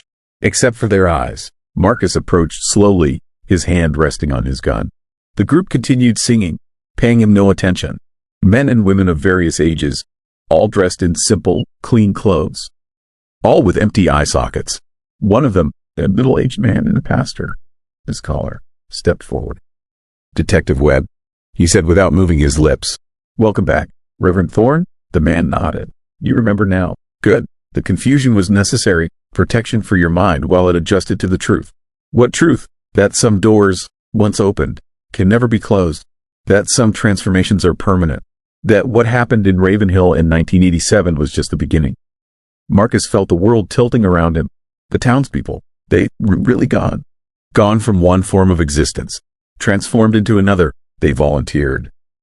"Detective, every single one. They saw what I saw, felt what I felt, understood that flesh is just a temporary shell for something much larger." The singing stopped. All 23 members of the congregation turned to face Marcus with their empty eye sockets. "The symbols you found weren't carved by human hands," Thorne continued. "They were grown, manifested by something that has been waiting beneath these mountains since before your ancestors learned to make fire. Something patient, something that understands the value of slow, careful cultivation." Marcus tried to back away, but his feet wouldn't obey him. The ground beneath his boots felt soft, warm, alive. Every few decades, it chooses a new community, a new flock, people who are ready to shed their limitations and become something more. The Cherokee knew about it, called it the hunger that waits, but they were wise enough to leave it alone. "You re-insane." Thorne smiled with too many teeth. "Am I? Look at your reflection." "Detective." Marcus looked down at a puddle of rainwater near his feet. His reflection stared back with empty eye sockets. "The transformation began the moment you carved that first symbol into your dashboard," Thorne explained. "Your body completed the change while you were unconscious in the hospital. Your mind just needed time to catch up." Marcus remembered the car accident. remembered waking up in the hospital. But he also remembered something else. Something the doctors had dismissed as post-traumatic hallucination. He remembered carving symbols into his own dashboard while he drove away from Ravenhill. His hands moving without his permission. His fingers bleeding as they shaped the ancient marks into the plastic surface. Why? Marcus asked. Because the world is changing. Detective. The old boundaries are breaking down. Science and faith. Reality and dream. Human and other. What happened in Ravenhill was just practice. Preparation for something much larger. Thorne gestured toward the mountains around them. Every year, more people go missing in these woods. Hikers, campers, hunters who venture too far from marked trails. The authorities blame bears, wildlife, natural hazards. But it's you. It's us. All of us who have been chosen. All of us who have accepted transformation. Regrowing. Detective. Spreading. Soon there will be enough of us to begin the real work. What work? The entire congregation smiled at once. The sound of their breathing filled the clearing like wind through dead leaves. Converting the rest of America, one town at a time. Marcus felt something moving behind his eyes. Not pain, exactly, but pressure. Like something trying to push its way out from inside his skull. The internet has been very helpful, Thorne continued. Stories about Ravenhill spread faster than we ever could have managed alone. People come looking for ghosts and monsters. Looking for supernatural thrills and American horror experiences. They are so eager to find something scary that they never notice when they find something real. Marcus understood now why his wife had felt wrong about Ravenhill from 300 miles away. Why his phone had worked for receiving messages but not for making calls. Why Katie Sullivan had never existed but felt completely real. The thing living beneath the mountains didn't just transform bodies. It transformed reality itself. Rewrote history and memory to hide its true nature while it grew stronger. How many towns? Marcus asked. 17. So far. Small communities where disappearances won to attract too much attention. Places where people are already isolated. Already suspicious of outsiders. Already prepared to believe in something larger than themselves. The pressure behind Marcus, his eyes intensified. He could feel his old self slipping away, being replaced by something that belonged to the collective consciousness spreading through the Appalachian Mountains. Don, fight it, Thorne said gently. Fighting only makes the transformation more painful. Accept what you becoming. Embrace your new family. Marcus felt his individual thoughts beginning to merge with the larger mind. 24 voices becoming one voice. 24 sets of empty eyes seeing with shared vision. But in his last moment of separate consciousness, he managed to pull out his phone and send a single text message to his wife back in Charleston. Don, come looking for me. Some doors should never be opened. The message sent successfully. Then Marcus Webb, as he had been, ceased to exist. The congregation began singing again. Amazing Grace echoed through the mountain forest as they prepared for their long walk to the next small town that would welcome a charismatic new preacher and his devoted followers. They had time. The hunger that waits had been patient for thousands of years. It could afford to be patient a little longer. After all, America was full of isolated communities where people were ready to believe in something bigger than themselves. Ready to trade their individual fears for collective purpose. Ready to carve ancient symbols into their doorframes and call it faith. The congregation walked deeper into the forest, their voices fading into the mountain wind. Behind them, Marcus's abandoned phone buzzed with incoming calls from his worried wife. The phone rang and rang in the empty clearing, disturbing no one but the ravens gathering in the ancient trees overhead. Ravens that watched everything with eyes too intelligent for birds. Ravens that had been watching these mountains since before humans learned to fear the dark. Ravens that knew some hungers could never be satisfied, only fed. The phone finally stopped ringing as night fell over the Appalachian wilderness, where 24 voices sang hymns to something older than America, older than Christianity, older than the very concept of human civilization. Something that was finally ready to come home. Story 5. Doppelganger of Dover Church. Sarah's hands shook as she pulled into her driveway at 3:17 a.m. Her own face stared back at her from the porch, standing perfectly still, holding her house key. The supernatural encounter had started 3 hours earlier, but Dover's residents had been living this American horror story for weeks. Sarah just didn't know it yet. The thing on her porch looked exactly like her. Same blonde hair pulled into a messy bun. Same red jacket she'd worn to work that morning. Same tired eyes that hadn't seen enough sleep in months. But this other Sarah stood with an unnatural stillness that made her skin crawl. Sarah's real key trembled in her palm. The copy in her doppelganger, his hand gleamed under the porch light. She'd driven straight home from her shift at Dover General Hospital, where she worked as a night nurse. The roads had been empty except for the occasional 18-wheeler hauling cargo through rural Pennsylvania. Nothing unusual, nothing that should have led to this moment of pure terror. The thing wearing her face didn't move, didn't blink, just waited. Sarah fumbled for her phone and called 911. Dover County Emergency Services. There's someone on my porch. Someone who looks exactly like me. Silence stretched across the line. Then, are you at 1247 Maple Street? Sarah's blood went cold. How did you know my address? We've been getting calls about this all night. Don, to get out of your car. Officers are on their way. The line went dead. Through her windshield, Sarah watched her doppelganger, his head turned slightly. Those familiar eyes locked onto hers. The mouth she recognized from every mirror opened slowly, forming words Sarah couldn't hear through the glass. Blue and red lights appeared in her rearview mirror. Officer Martinez stepped out of the patrol car, his hand resting on his weapon. Sarah had known Tony Martinez since high school. He married her best friend Jessica 2 years ago. His presence should have been comforting. Instead, his expression filled her with dread. Sarah, stay in your vehicle, he called out. His voice carried a weight she'd never heard before. Not even during the domestic disturbance calls she'd patch him up after at the hospital. The doppelganger on the porch turned toward Martinez. It raised the key higher, as if offering it to him. Martinez drew his gun. That's the seventh one tonight, he said, approaching Sarah's car. They always have keys. Seventh what? What was happening here? Martinez kept his eyes on the motionless figure. Started about 3 weeks ago. Mrs. Henderson saw her husband standing in her cornfield. Just standing there for hours. When she went out to check, he was still inside watching TV. Both of them were real. Both of them had his wedding ring. Sarah's chest tightened. This wasn't some local ghost story or creepypasta spreading through Dover's Facebook groups. This was happening. Really happening. Then old Jim Peterson saw himself sitting on his own mailbox at sunrise. Martinez continued. The double had his morning coffee cup. Jim was still in bed, but he could smell the coffee brewing downstairs. The supernatural events had escalated from there. Doubles appearing at church services, standing in the back pews during Sunday morning worship. Copies of Dover High School students showing up to classes their real selves had already attended. A woman's doppelganger had served her own family dinner while she was trapped in traffic 20 miles away. What do they want? Sarah asked. Martinez, his radio crackled. Unit 47. We got another one. Dover Church Cemetery. Female, mid-30s, red jacket. Sarah looked down at her red jacket, then at the copy standing on her porch, wearing an identical one. That was impossible, she whispered. Right here. Martinez stepped back from her car. His gun was now pointed at Sarah through the window. I need you to step out of the vehicle slowly. Tony, it's me. It's Sarah. You've known me since we were kids.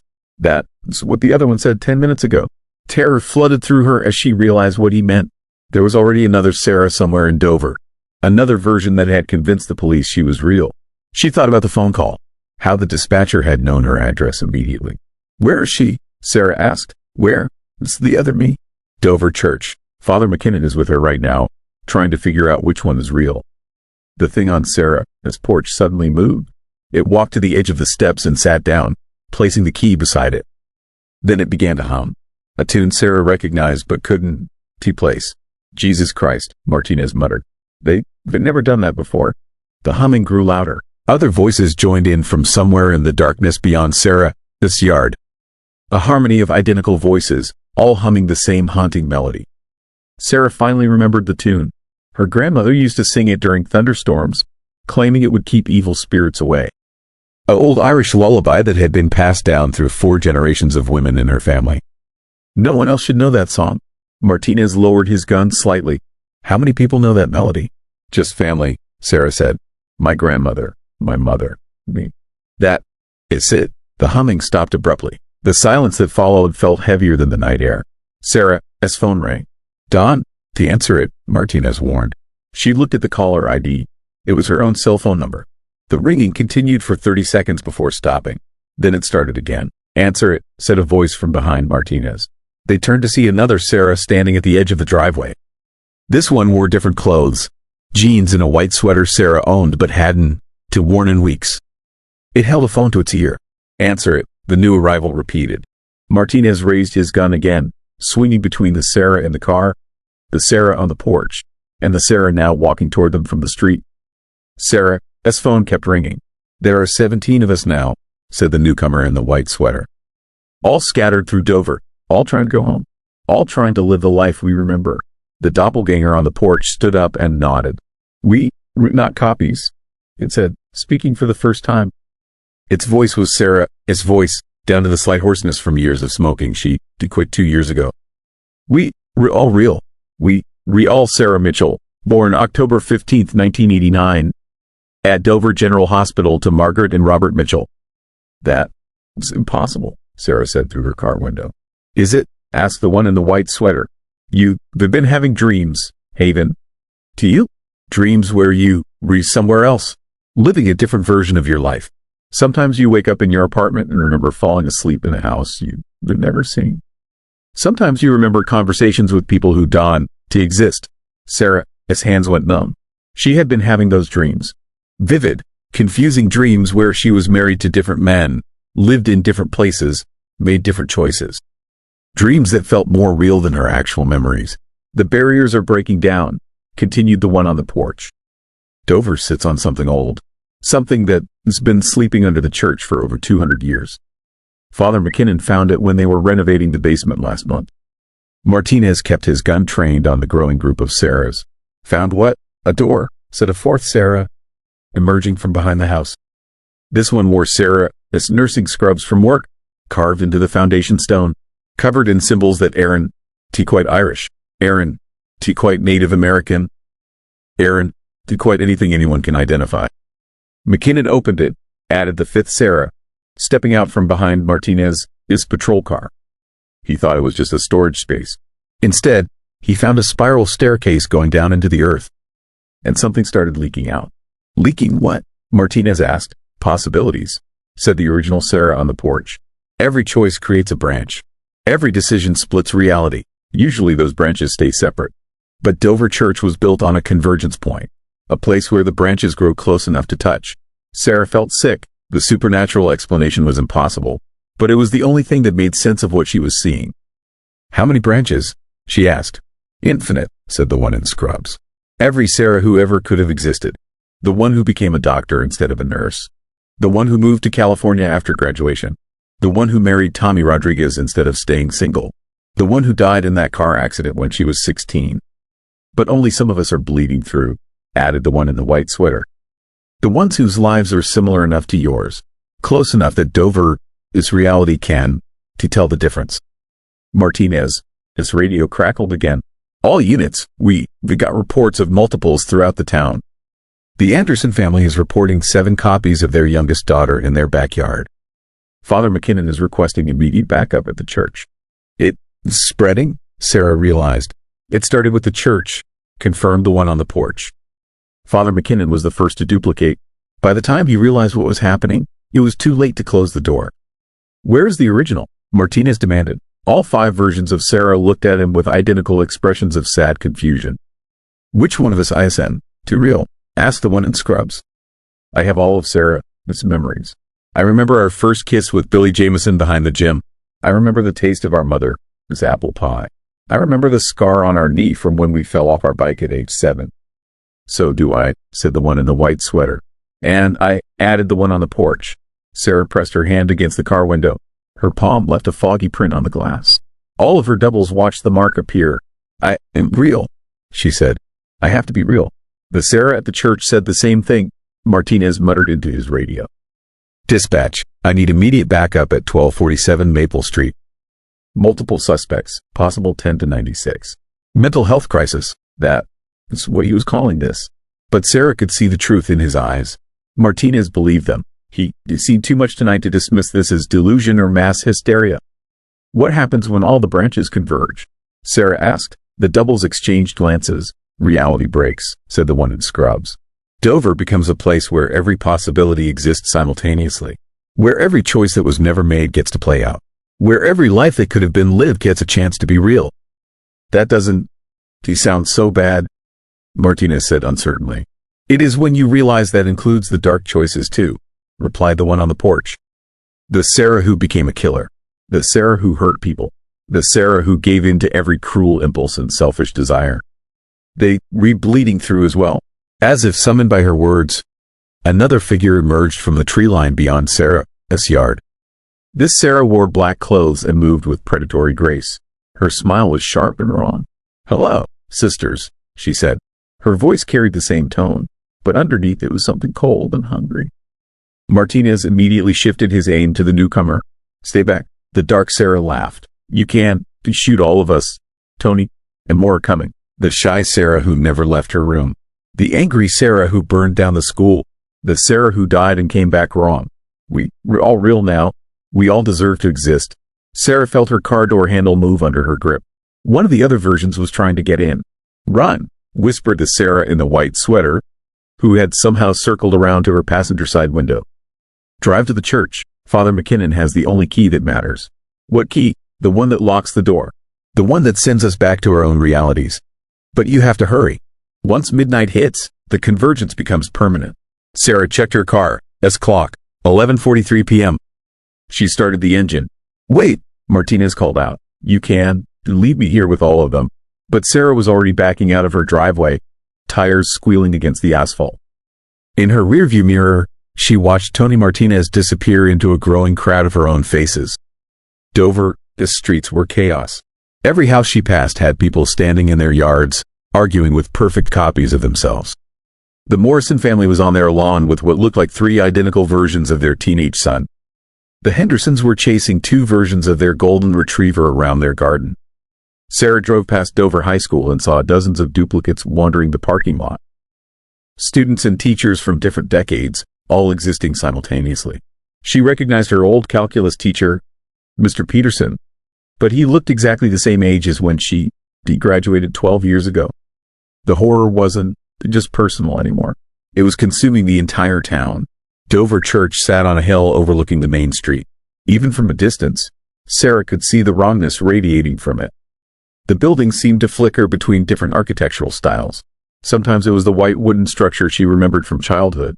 Sometimes it was an older stone building that looked European. Sometimes it was something else entirely.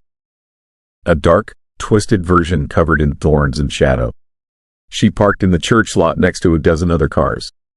Most of them were identical to vehicles she recognized, as if the cars themselves had been duplicated along with their owners. Father McKinnon stood in the church doorway, but he wasn't alone. 3 other versions of himself flanked him, each wearing different colored vestments. One looked younger, maybe fresh out of seminary. Another appeared ancient, with a long white beard. McKinnon had never grown in this reality.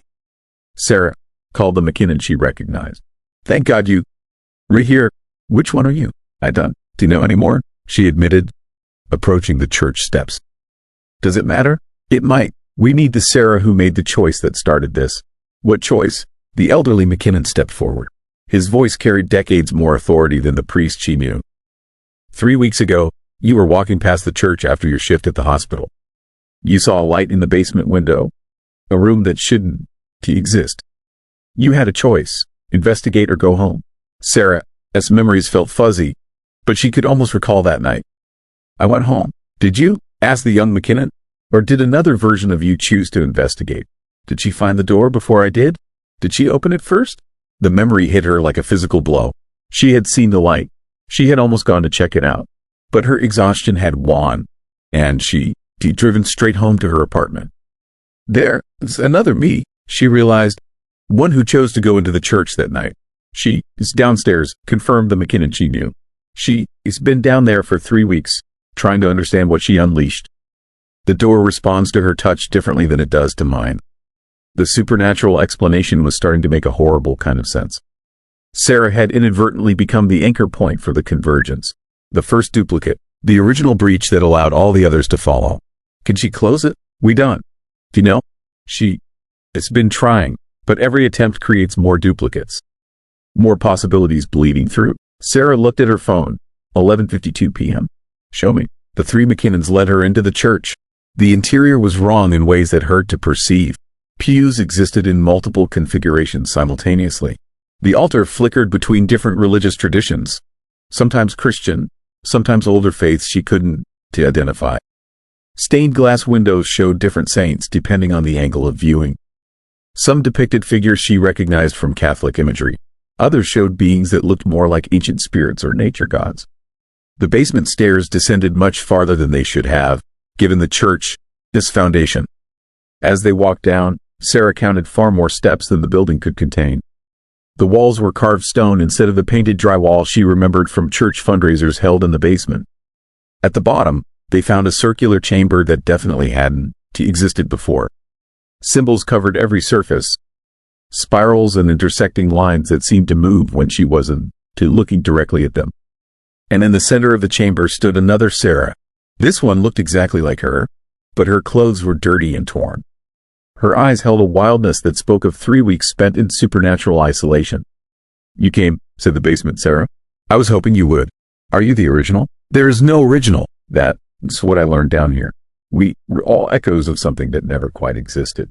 Possibilities that crystallized when the door opened." The door stood behind her, a rectangle carved directly into the stone wall. Beyond it, Sarah could see not darkness but a swirling mass of potential. Glimpses of other Dovers, other churches, other realities where different choices had been made. "Can you close it?" "I can, but not from this side." Sarah understood. Someone has to go through.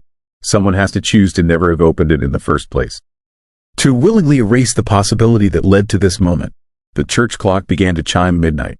"If I go through, what happens to all the others? All the duplicates throughout Dover? They return to their own realities, or they fade away if their realities can sustain them independently. I don't know which." The chimes continued. How many had there been? Sarah had lost count. "What happens to you if I close the door?" The basement Sarah smiled sadly. "I never existed. I was the choice you didn't make. If you unmake that choice, I disappear. And what happens to me? You go back to your life. Your real life. The one where you drove home that night without investigating the light in the church basement." The final chime echoed through the chamber. Sarah looked at the door, then at her desperate double. "There's something else," said the basement Sarah. "Something I learned during these 3 weeks. The convergence ISN. Random. It's not just about open doors or supernatural forces." "What do you mean?" "Dover was chosen. The town sits on a convergence of ley lines." "Yes, but that's not why this happened. It happened because Dover needed it to happen. That doesn't make sense. Look around you. Really look. How many people in Dover are truly happy with their lives? How many wonder about the roads not taken? The choices they didn't make. The opportunities they missed." Sarah thought about her own life. The job at the hospital that drained her. The relationship that never happened with the guy from college. The dreams she'd given up. The creative writing degree she never used. "The door doesn't just open onto other realities," continued her double. "It opens onto our regrets, our what-ifs, our deepest desires for second chances." "You saying Dover wanted this to happen?" "I'm saying Dover's residents unconsciously called it into being. Their collective longing for different lives created a psychic pressure that found the weakest point in reality is fabric. The implications were terrifying. If the basement Sarah was right, then closing the door wouldn't solve the underlying problem. The need, the want, the desperate desire for alternatives would still exist. It will happen again, Sarah realized. Eventually. Maybe in Dover, maybe somewhere else. Maybe not for decades or centuries. But yes, it'll happen again. Then why close it at all? Because this version is uncontrolled. Random. The dark possibilities are bleeding through along with the hopeful ones. The Sarah who became a killer ISN, the worst thing that could emerge. I've seen glimpses of the others. The ones shaped by trauma and pain and cruelty. Through the door, Sarah caught sight of something that made her stomach turn. Another Dover where the church was built from human bones. Another where the residents had evolved into something that wasn't quite human anymore. Close it, she said. I'll close it. You understand what that means? Sarah nodded. She would step through the door and choose to never have seen the light in the basement window. She would erase the possibility that had led to this moment. She would go back to her normal, unsatisfying life and live with the knowledge that other versions of herself had found different paths. But Dover would be safe. Her friends and neighbors would return to their singular lives, free from the chaos of infinite possibility. Will I remember this? Fragments, dreams, a sense that something important almost happened but didn't. Sarah approached the door. The swirling possibilities beyond it called to her. She could see versions of herself that were happy, successful, fulfilled. Lives where she made better choices, braver decisions, smarter moves. All she had to do was step through and claim one of those better lives instead of closing the door. The temptation was overwhelming. Choose quickly, urged the basement Sarah. The convergence is starting to stabilize. In a few minutes, it'll be too late to undo. Sarah put her hand on the door frame. The carved symbols felt warm under her palm. She thought about Martinez, probably still surrounded by different versions of herself in her driveway. About the Morrison family and their 3 identical sons. About Father McKinnon and his impossible duplicates. She thought about Dover itself, a small town where people lived quiet lives and dreamed of bigger things. Where they went to work and paid their bills and loved their families and sometimes wondered if there was something more. They deserved to wonder, they deserved to dream, but they also deserved to live without the horror of infinite possibility made manifest. Sarah stepped through the door. Reality shifted around her like water. She was simultaneously in the basement chamber and walking past the church 3 weeks ago. She saw the light in the basement window. She felt the curiosity, the urge to investigate, and she chose to drive home. The choice felt like dying and being born at the same time. One version of herself winked out of existence while another solidified into the only reality that mattered. Sarah blinked and found herself sitting in her car in the church parking lot. Her phone showed 12:17 a.m. She had no memory of driving there. The church looked normal. White wooden siding, traditional steeple, no flickering between architectural styles. The basement windows were dark. She tried to remember why she'd come there, but the memories slipped away like water through her fingers. Something about work. A nightmare she had. Her phone rang. Martinez's number. Sarah, thank God. Where are you? The church parking lot. Why? You called 911 about an hour ago. Said there was an intruder at your house. When I got there, you were gone. I've been looking everywhere. Sarah touched her forehead. A headache was building behind her eyes. I don't remember calling. Are you okay? You sounded really scared. I'm fine. Just tired. Long shift at the hospital. All right. Get some rest. But Sarah, if you see anything weird around town, call me immediately. We've been getting some strange reports tonight. What kind of reports? Martinez paused. People seeing things that aren't there. Doppelgängers. They recalling them. Mass hysteria, probably. But just be careful. After he hung up, Sarah sat in her car for a long time. Dover looked peaceful in the moonlight. Normal. A small town where nothing supernatural or horror-filled ever happened. But as she finally drove home, she couldn't shake the feeling that she'd forgotten something important. Something that had almost happened but didn't. In her rearview mirror, she thought she saw a figure standing in the church doorway. When she looked back, nothing was there. She drove past her house on Maple Street. The porch was empty. No one stood there holding a key. But for just a moment, she could have sworn she smelled her grandmother's apple pie baking and heard the faint sound of an old Irish lullaby carried on the wind. Sarah parked in her driveway and went inside to her empty apartment. She double-locked the door behind her, though she couldn't say why that felt necessary. Outside, Dover slept peacefully under the stars. In the morning, some residents would wake with strange dreams of other lives they might have lived. They would wonder, briefly, about roads not taken and choices unmade. Then they would go about their days, never knowing how close they'd become to losing themselves in infinite possibility. In the basement of Dover Church, Father McKinnon would find a door carved into the foundation stone during renovation work. He would examine the strange symbols surrounding it and decide they were just decorative elements left by the church's original builders. He would never think to open it. The door would remain closed, waiting patiently for another moment of weakness, another convergence of desire and desperation that might crack reality's facade. Because Dover wasn't the only town where people dreamed of different lives. And Sarah wasn't the only one who sometimes wondered what would happen if all possibilities were real. Story 6. Vanishings at Point Pleasant. The flashlight beam cut through the darkness ahead of me, but it felt like trying to pierce black water with a needle. I had been tracking footprints for 3 hours now. Boot prints that belonged to Marcus Chen, the 7th person to vanish in these woods in 4 months. The seventh person who had seen the thing with wings. My name is Detective Sarah Walsh, and I had come to Point Pleasant, West Virginia, thinking I was investigating missing persons cases. What I found was something far worse than disappearances. I found a pattern that stretched back decades, a supernatural thread woven through American horror stories that people dismissed as Appalachian folklore. But folklore doesn't leave claw marks in oak trees 20 feet off the ground. The TNT area got its name from the old munitions plant that operated here during World War II. Concrete igloos dotted the landscape like ancient burial mounds. Local kids dared each other to explore them. Most came back with stories about strange sounds and cold spots.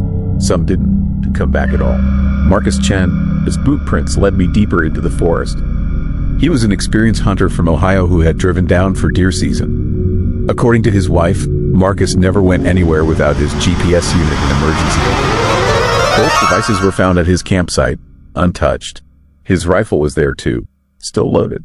The only thing missing was Marcus himself. I followed his trail past the first concrete bunker. My breath formed clouds in the October air. Something felt wrong about this place. Not just wrong, infected. Like the land itself was holding its breath. That is when I heard the sound. A low thrumming, like massive wings beating slowly overhead. I looked up but saw only darkness between the bare tree branches. The sound moved from east to west, then circled back.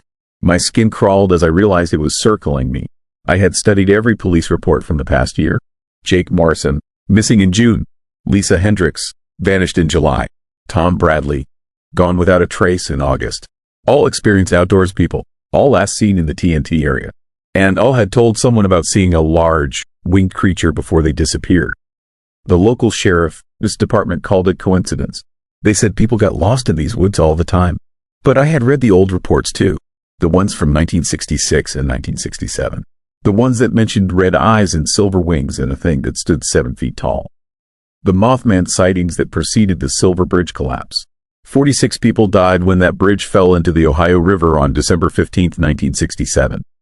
The official cause was metal fatigue, but the survivors talked about seeing something in the sky just before the cable snapped. Something with glowing red eyes that seemed to watch the disaster unfold. Now it was 2019, and people were vanishing again. I stopped walking when I found the tree, a massive oak that had to be over 100 years old. Its trunk was marked with deep gouges that started at shoulder height and went up 25 feet. The cuts were too wide for bear claws, too deep for any normal animal. At the base of the tree, I found Marcus Chen, his hat. It was soaked in something dark that wasn't water. My radio crackled to life. Static filled the air, then a voice broke through. But it wasn't the dispatcher from the sheriff's office. It was Marcus Chen, his voice, speaking words that made my blood freeze. It's coming back. The prophecy ISM. T finished. Tell my wife I'm sorry. The transmission cut to silence. I had heard about the prophecies. During the original Mothman sightings, witnesses claimed the creature could predict disasters. It appeared before mining accidents, before plane crashes, before the bridge collapse. Some people believed it caused these tragedies. Others thought it was trying to warn people. I was starting to think both theories were wrong. The creature wasn't causing disasters or preventing them. It was collecting something from the people who witnessed them. Something it needed. My flashlight beam swept across the ground near the oak tree. That is when I saw them. More boot prints, but these were different. Smaller, older, they belonged to the other missing people. All 7 sets of tracks converged at this spot, then disappeared completely. As if the earth had swallowed them. I knelt down to examine the prints more closely. The soil here was wrong. It had a strange, oily texture that left black residue on my gloves. When I shined my light on it, the ground seemed to absorb the beam rather than reflect it. Something moved in my peripheral vision. I spun around, but there was nothing there. Just darkness between the trees. But I could feel eyes watching me. Multiple sets of eyes. The missing people weren't gone. They were still here. Somewhere in these woods. Changed. My radio hissed with static again. This time, multiple voices spoke at once. Jake Morrison, Lisa Hendricks, Tom Bradley, all the missing people, speaking in perfect unison. It's your turn now, Detective Walsh. You've seen too much. The voices faded, replaced by that low thrumming sound. Closer now, much closer. I ran. Behind me, something crashed through the underbrush. Not one thing, several things, moving within human speed. I could hear their breathing, heavy and wet. My flashlight beam bounced wildly as I stumbled over roots and rocks. A concrete bunker appeared ahead of me. I dove inside, pressing my back against the cold wall. The entrance was barely wide enough for a person. Whatever was chasing me would have trouble getting in. I was wrong. The thrumming sound stopped. The forest fell silent. Then something began scraping against the concrete outside. Slow, deliberate sounds like fingernails on a chalkboard.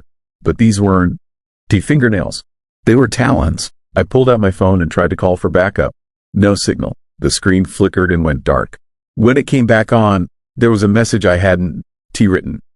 7 more days. My hands shook as I read the words. 7 days until what? Until whatever happened to the missing people happened to me? The scraping stopped. Footsteps circled the bunker. Human footsteps, but wrong somehow. Too light, too fast, as if the things making them weren't quite touching the ground. Detective Walsh. The voice came from right outside the entrance. It sounded like Marcus Chen, but distorted, like his voice was being filtered through water. We've been waiting for you. I didn't answer. Couldn't answer. My throat had closed up with fear. You wanted to find us. Here we are. A face appeared in the entrance. It was Marcus Chen, but his skin was pale gray and his eyes reflected my flashlight beam like an animal. Behind him, I could see the others. All 7 missing people, standing in a circle around the bunker. They were alive, but they weren't human anymore. The Mothman ISN, to the monster, Marcus said, his voice echoing strangely. It's the messenger. We were the ones who received the message. What message? I whispered. That this world is ending. And we're here to help it along. The missing people began to change. Their bodies stretched and twisted. Wings erupted from their backs. Their eyes began to glow with that familiar red light I had read about in so many reports. I understood now why the Mothman appeared before disasters. It wasn't predicting them or causing them. It was recruiting witnesses, people who had seen something they shouldn't have seen, people who could be transformed into something else, something that could help bring about the next great disaster. Point Pleasant was just the beginning, Marcus said, his voice now a harsh whisper.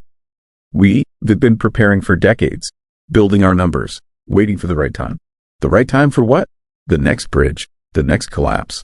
But bigger this time, much bigger. Through the entrance, I could see the night sky. And there, silhouetted against the stars, was the Mothman itself. Massive wings spread wide, red eyes burning like coals. It was beautiful and terrible and completely alien. It was also looking directly at me. 7 more days, Detective, Marcus said. Then you'll understand everything. The transformed people began to move away from the bunker. One by one, they spread their new wings and took flight. Soon only Marcus remained. Your partner is looking for you, he said. Detective Rodriguez. I'll be here soon. He has already seen too much. My blood went cold. Rodriguez had insisted on coming with me, but I had told him to wait at the car. If he had followed me into the woods. We need him too, Marcus continued. 2 more witnesses, 2 more recruits, then I'll have enough for the next phase. He spread his wings and launched himself into the air, leaving me alone in the concrete bunker. I waited until dawn before I dared to leave. The forest looked different in daylight. Normal, almost peaceful, but I could still feel them watching from somewhere in the shadows. I found Rodriguez's body near the tree line. He had been torn apart, but not randomly. The wounds were precise, ritualistic. His badge was missing. So were his eyes. I should have called for backup then. Should have reported everything to the state police. But I knew they wouldn't believe me. And more importantly, I knew it wouldn't matter. The Mothman prophecies weren't about predicting the future. They were about creating it. I drove back to town with Rodriguez, his body in my trunk, and a story forming in my mind. A story about how we had been separated in the woods. How something had attacked him while I was checking the bunkers. How I had found his remains the next morning. It was a good story. Believable. The kind of story that would keep me off the suspect list and allow me to continue my investigation. Because I was going to find them. All of them. The transformed people hiding in the TNT area. The creature that had changed them. And I was going to stop whatever they were planning. I had 6 days left. The problem was, I could already feel the changes starting in my body. A tingling in my shoulder blades where wings might grow. A strange hunger for something I couldn't name. And sometimes, when I looked in the mirror, my eyes reflected light like an animal. The Mothman hadn't. He just recruited the missing people. It had recruited me too. The transformation was already beginning. I sit in my motel room now, writing this account. Tomorrow I'll turn in my report about Rodriguez's death. The day after that, I'll officially request a transfer back to the city. I'll tell my captain that the Point Pleasant case has gone cold. But I want to leave. I can leave because I am starting to understand what the next disaster will be. And I know I'm going to help make it happen. The Silver Bridge collapse killed 46 people in 1967. But bridges are small thinking. Infrastructure is everywhere now. Power grids, communication networks, transportation systems, all of it connected, all of it vulnerable. When the next collapse comes, it won't be measured in dozens of casualties. It will be measured in millions. And somewhere in the TNT area, 7 transformed people are making the final preparations. Soon it'll be 8, then more, always more. The prophecy ISM finished. It was just getting started. I can hear them calling to me now. Voices in the wind, promising transformation, promising purpose, promising an end to the loneliness of being human in a world that doesn't. Do you understand the truth? My wings are starting to show. 7 more days, the message said. But I don't think I have that long. The change is accelerating. Detective Sarah Walsh's final report was found in room 12 of the Point Pleasant Motor Lodge on November 3, 2019. She had been missing for 4 days. Security cameras showed her entering the room alone, but no footage exists of her leaving. The room's windows were found open, and large scratches were discovered on the exterior wall below them. Detective Walsh has not been seen since. Her partner, Detective Miguel Rodriguez, was found dead in the TNT area on October 28, 2019. The official cause of death was listed as animal attack, though no known animal in West Virginia could have caused his injuries. Local authorities have classified both cases as unsolved. On December 15, 2019, exactly 52 years after the Silver Bridge collapse, a series of coordinated power grid failures left the entire East Coast without electricity for 6 hours. The cause of the failures has never been determined. Witnesses in several major cities reported seeing large, winged figures silhouetted against the sky just before the blackouts began. The Mothman sightings have resumed, and this time, they were not confined to Point Pleasant.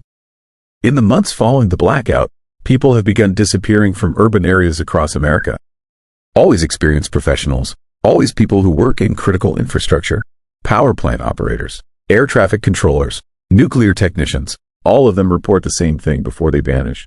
Red eyes watching from the darkness, wings beating in the night, and voices whispering about the next great collapse. The prophecy continues, because some horror stories never really end. They just find new places to grow. Story 7. Skinwalker Ranch incident. The cattle were screaming again. I dropped my coffee mug and ran toward the barn, boots pounding across the frozen Utah ground. It was 3 in the morning, and the screams were wrong. Not the sound of animals in pain. Something else entirely. Something that made my skin crawl and my teeth ache. By the time I reached the pasture, the screaming had stopped. What I found there changed everything I thought I knew about reality. My name is David Martinez, and 6 months ago, my family and I moved to a 512-acre ranch in northeastern Utah, the Uinta Basin. We got the land dirt cheap, which should have been our first warning. The previous owners, the Sherman family, had abandoned the property after only 18 months. Left everything behind. Cattle, equipment, even family photos still hanging on the walls. The realtor said they just wanted a fresh start somewhere else. He was lying. 3 of our prize bulls lay in the center of the pasture. Dead, but not just dead. Surgically precise wounds had been carved into their bodies. Perfect circles of flesh removed. No blood on the ground. No tracks leading to or from the carcasses. And the smell, sweet and metallic, like copper pennies soaked in honey. I had seen mutilated cattle before, back when I worked ranches in Colorado. Predators left messy kills. Scavengers scattered remains. This was different. This was deliberate. This was a message. I pulled out my phone to call the sheriff, but there was no signal. Again, cell service had been spotty since we moved here, but lately it felt intentional. Like something was jamming the towers. A sound made me turn around. Footsteps in the gravel behind me. Slow and measured. David? It was my wife. His voice. Sarah's voice. But Sarah was asleep in the house, 200 yards away. David, come here. I need to show you something. The voice came from the darkness beyond the barn. I could see a figure standing there. The right height, the right build. But something was off about the way it moved. Too fluid, too graceful. Sarah, I called back. Yes, it's me. Come closer. I took a step forward, then stopped. The figure was wearing Sarah's blue nightgown, the one she had put on before bed. But the voice was just slightly wrong, like someone doing an impression of my wife. A very good impression. David, why Juan? Did you come to me? The thing that looked like Sarah stepped into the moonlight. Her face was perfect. Every detail exactly right. The small scar above her left eyebrow from a childhood accident. The way her hair fell across her shoulders. Even the way she stood with her weight on one hip. But her eyes were black. Completely black. No iris, no white. Just endless darkness that seemed to pull at my vision. I ran back to the house. The real Sarah was in our bed, fast asleep. I checked twice, touching her shoulder to make sure she was solid. Real. She stirred but didn't wake up. Outside, something that sounded exactly like me started calling her name. Sarah, Sarah, come outside. I need your help with something. My wife's eyes opened. She looked confused, then concerned. David, why are you calling me from outside? Right here, I whispered, pressing my finger to her lips. That's not me. The voice outside grew more insistent, more urgent. Sarah, please. One of the bulls is hurt. I need you to help me get it to the barn. Sarah sat up in bed. But you. Rude right here. Sarah, the thing outside was getting angry now. The voice had changed slightly. Still mine, but with an edge I had never heard before. Get out here now. We huddled together in the dark bedroom, listening to my own voice grow increasingly furious outside our window. Eventually, it stopped, but I could still feel something watching the house. We had been living this nightmare for 3 months. It started small, cattle going missing, then turning up dead in impossible locations. On top of the barn roof, hanging from power lines, always with those same surgical wounds.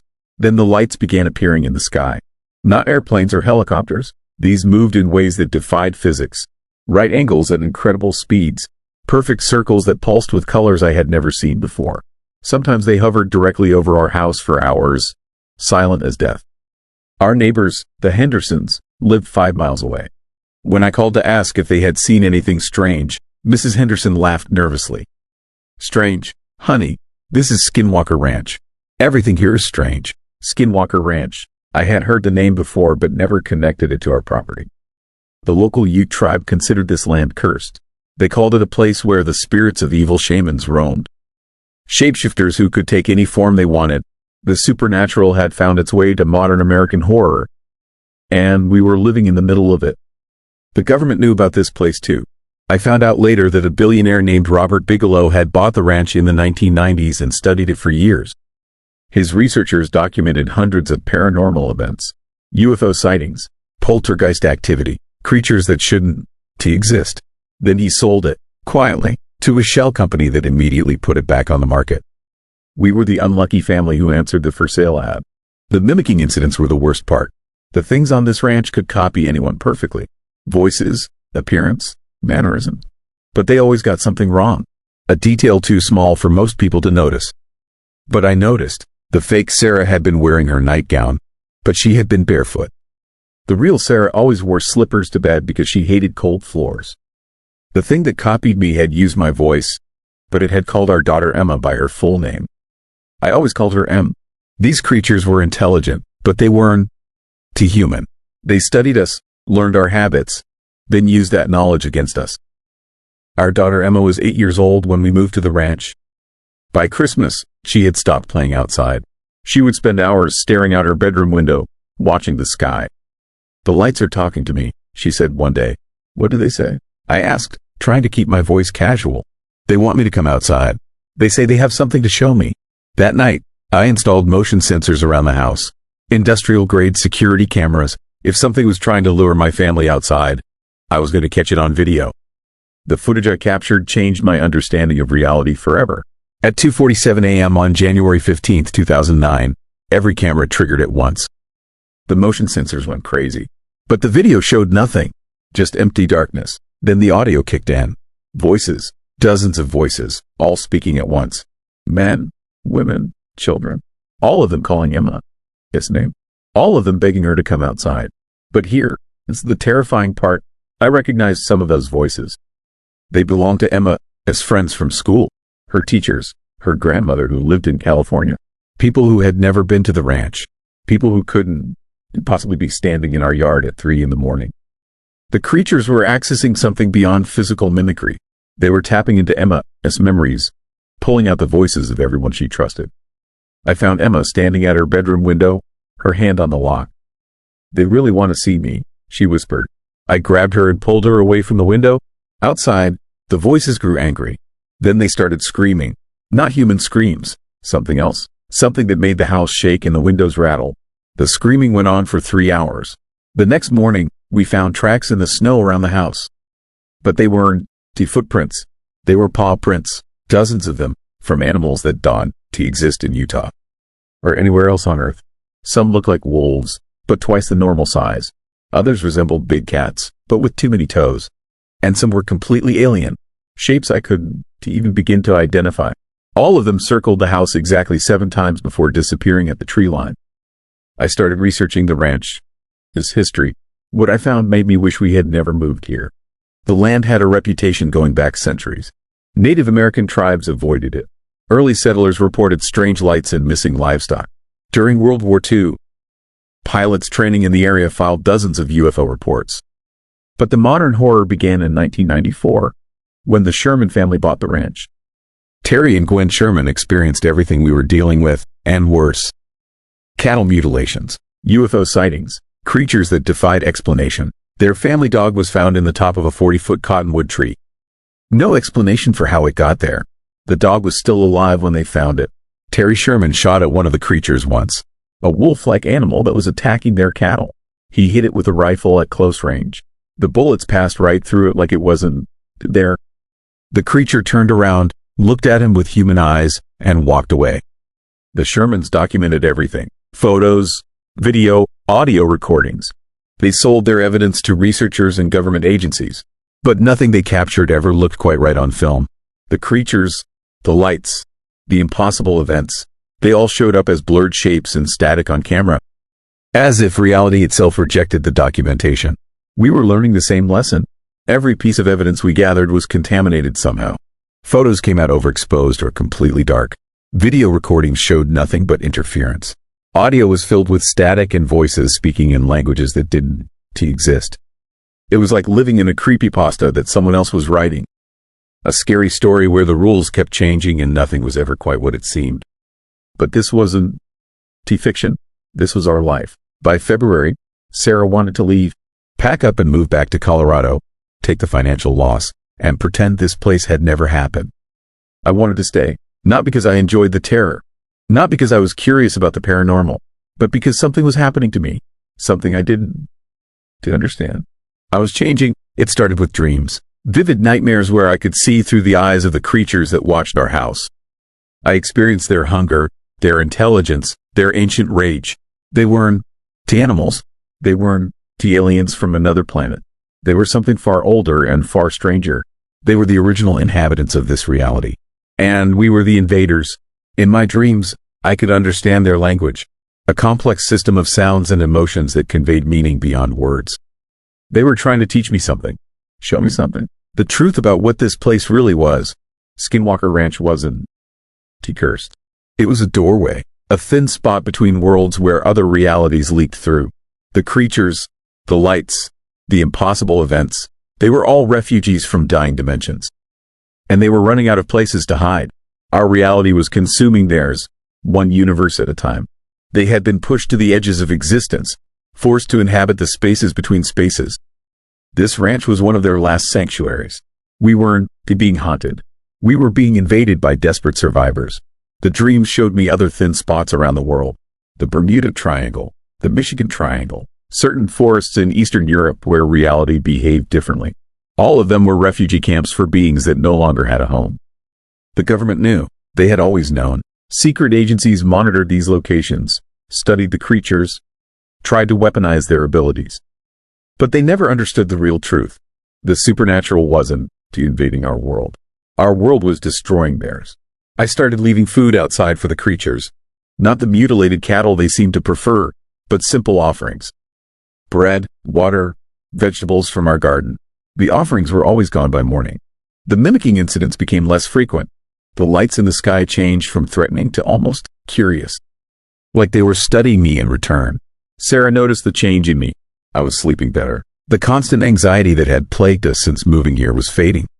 "You were starting to like this place," she said one morning. She was right. I was. March brought a breakthrough. Emma started drawing pictures of the creatures she saw outside her window. Not the terrifying monsters I had imagined, but sad, graceful beings with large eyes and delicate features. "They were scared," she told me. "They don't want to hurt us. They just want us to understand. Children see truth more clearly than adults." Emma wasn't too afraid of the creatures because she could sense their real intentions. They weren't predators. They were refugees seeking asylum in our reality. The cattle mutilations weren't random acts of violence. They were desperate attempts to survive. The creatures fed on life energy, not flesh. The surgical precision was meant to cause minimal suffering. They were trying to be humane while doing something necessary for their survival. I started leaving recordings outside. Audio messages explaining that we wanted to help, that we could coexist peacefully. The response came 3 days later. I woke up to find symbols carved into the dirt around our house. Not threatening marks, but something that looked almost like writing. Complex geometric patterns that hurt to look at directly. Emma understood them immediately. "They were saying thank you," she translated. "And they want to show us something." That night, the entire family went outside together. For the first time since moving to the ranch, we stepped into the darkness without fear. The creatures were waiting for us. They materialized slowly, like photos developing in a darkroom.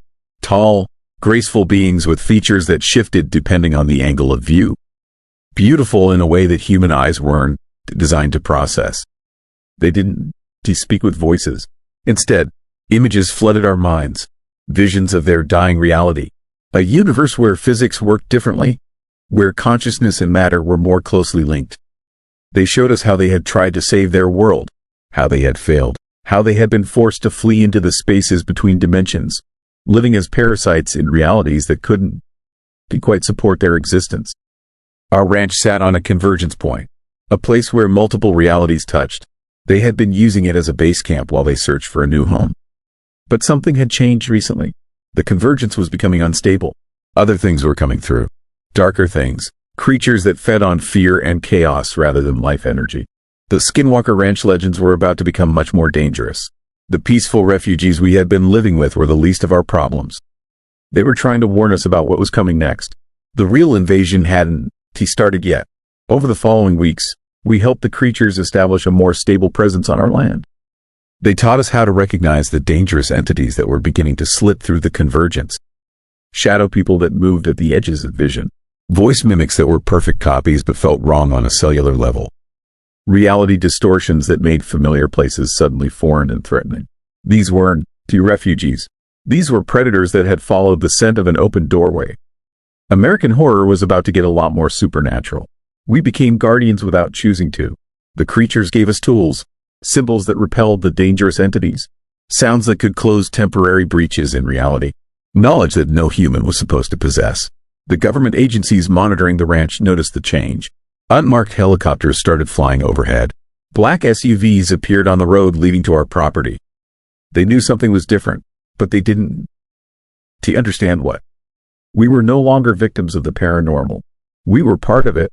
The final test came in June. A group of federal agents arrived with warrants to search our property. They claimed they were investigating reports of illegal weapons and drug manufacturing.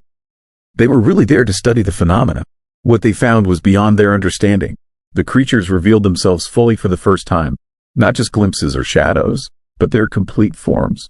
Beings of living light and crystallized thought that existed in multiple dimensions simultaneously.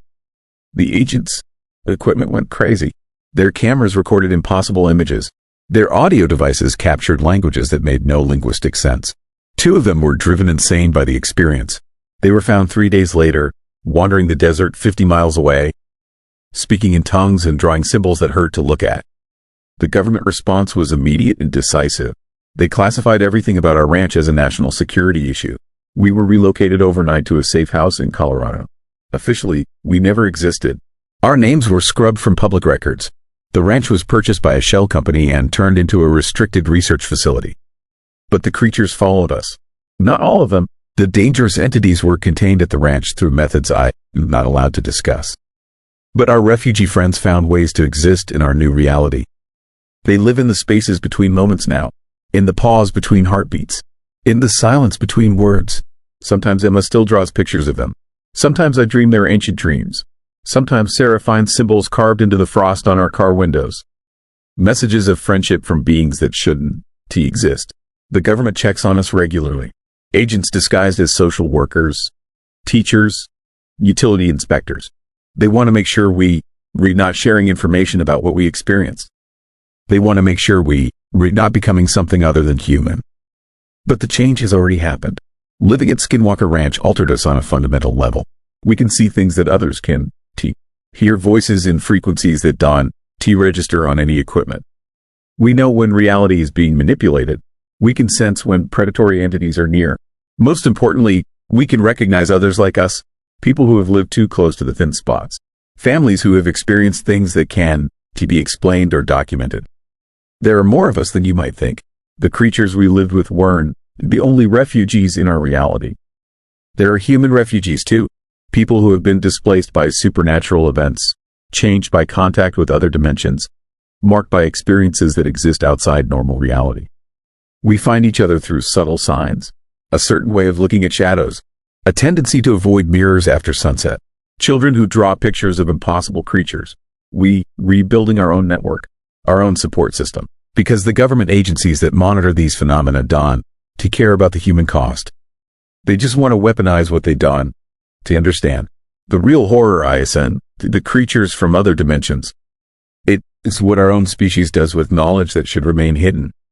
But that is a different story, a scarier story, one that is still being written in classified facilities around the world. For now, we live quietly in our relocated life. We pretend to be normal. We attend PTA meetings and neighborhood barbecues and act like we don't see the things that move in our peripheral vision. But at night, when the barriers between realities grow thin, we remember what it was like to live at the center of the supernatural storm. We remember the ranch, and sometimes, on very quiet nights, we can hear them calling to us from across the dimensional divide. The creatures we learned to trust, the beings who taught us that reality is far stranger and more fragile than anyone wants to admit. They're still out there, still searching for a home, still running from the darkness that consumed their original world. And that darkness is still growing, still spreading, still looking for new realities to devour. The convergence at Skinwalker Ranch was just the beginning. There are other thin spots, other doorways, other places where desperate refugees and hungry predators slip through the cracks in existence. The next family might not be as lucky as we were. They might not learn to distinguish between the ones who need help and the ones who bring destruction. They might not survive the experience at all. But someone has to guard these places. Someone has to monitor the doorways between worlds. Someone has to decide which refugees deserve sanctuary and which predators need to be sent back to the void. We didn't choose this responsibility. It chose us. And now we're part of a secret that is older than human civilization. A truth that governments will kill to protect and creatures will die to escape. The supernatural ISN, separate from our world. It is woven into the fabric of reality itself. Most people just don't know how to see the threads. The Martinez family currently lives under assumed names in an undisclosed location. This account was smuggled out through channels that cannot be revealed without endangering other families in similar situations. The ranch they described is now operated as a private research facility.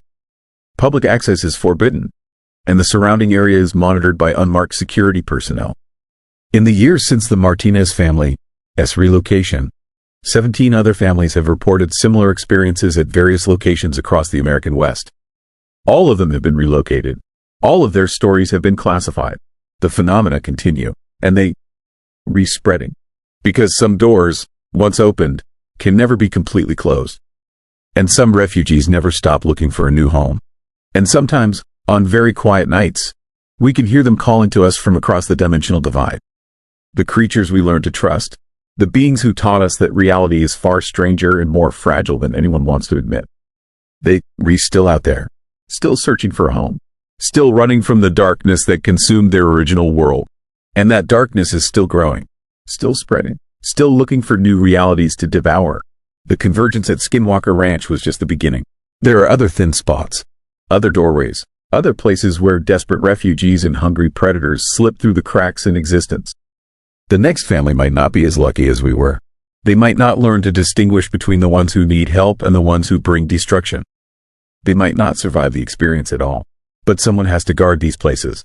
Someone has to monitor the doorways between worlds. Someone has to decide which refugees deserve sanctuary and which predators need to be sent back to the void. We didn't choose this responsibility. It chose us. And now we're part of a secret that is older than human civilization. A truth that governments will kill to protect and creatures will die to escape. The supernatural ISN, separate from our world. It is woven into the fabric of reality itself. Most people just don't know how to see the threads. The Martinez family currently lives under assumed names in an undisclosed location. This account was smuggled out through channels that cannot be revealed without endangering other families in similar situations. The ranch they described is now operated as a private research facility. Public access is forbidden, and the surrounding area is monitored by unmarked security personnel. In the years since the Martinez family's relocation, 17 other families have reported similar experiences at various locations across the American West. All of them have been relocated. All of their stories have been classified. The phenomena continue, and they re-spreading. Because some doors, once opened, can never be completely closed. And some refugees never stop looking for a new home.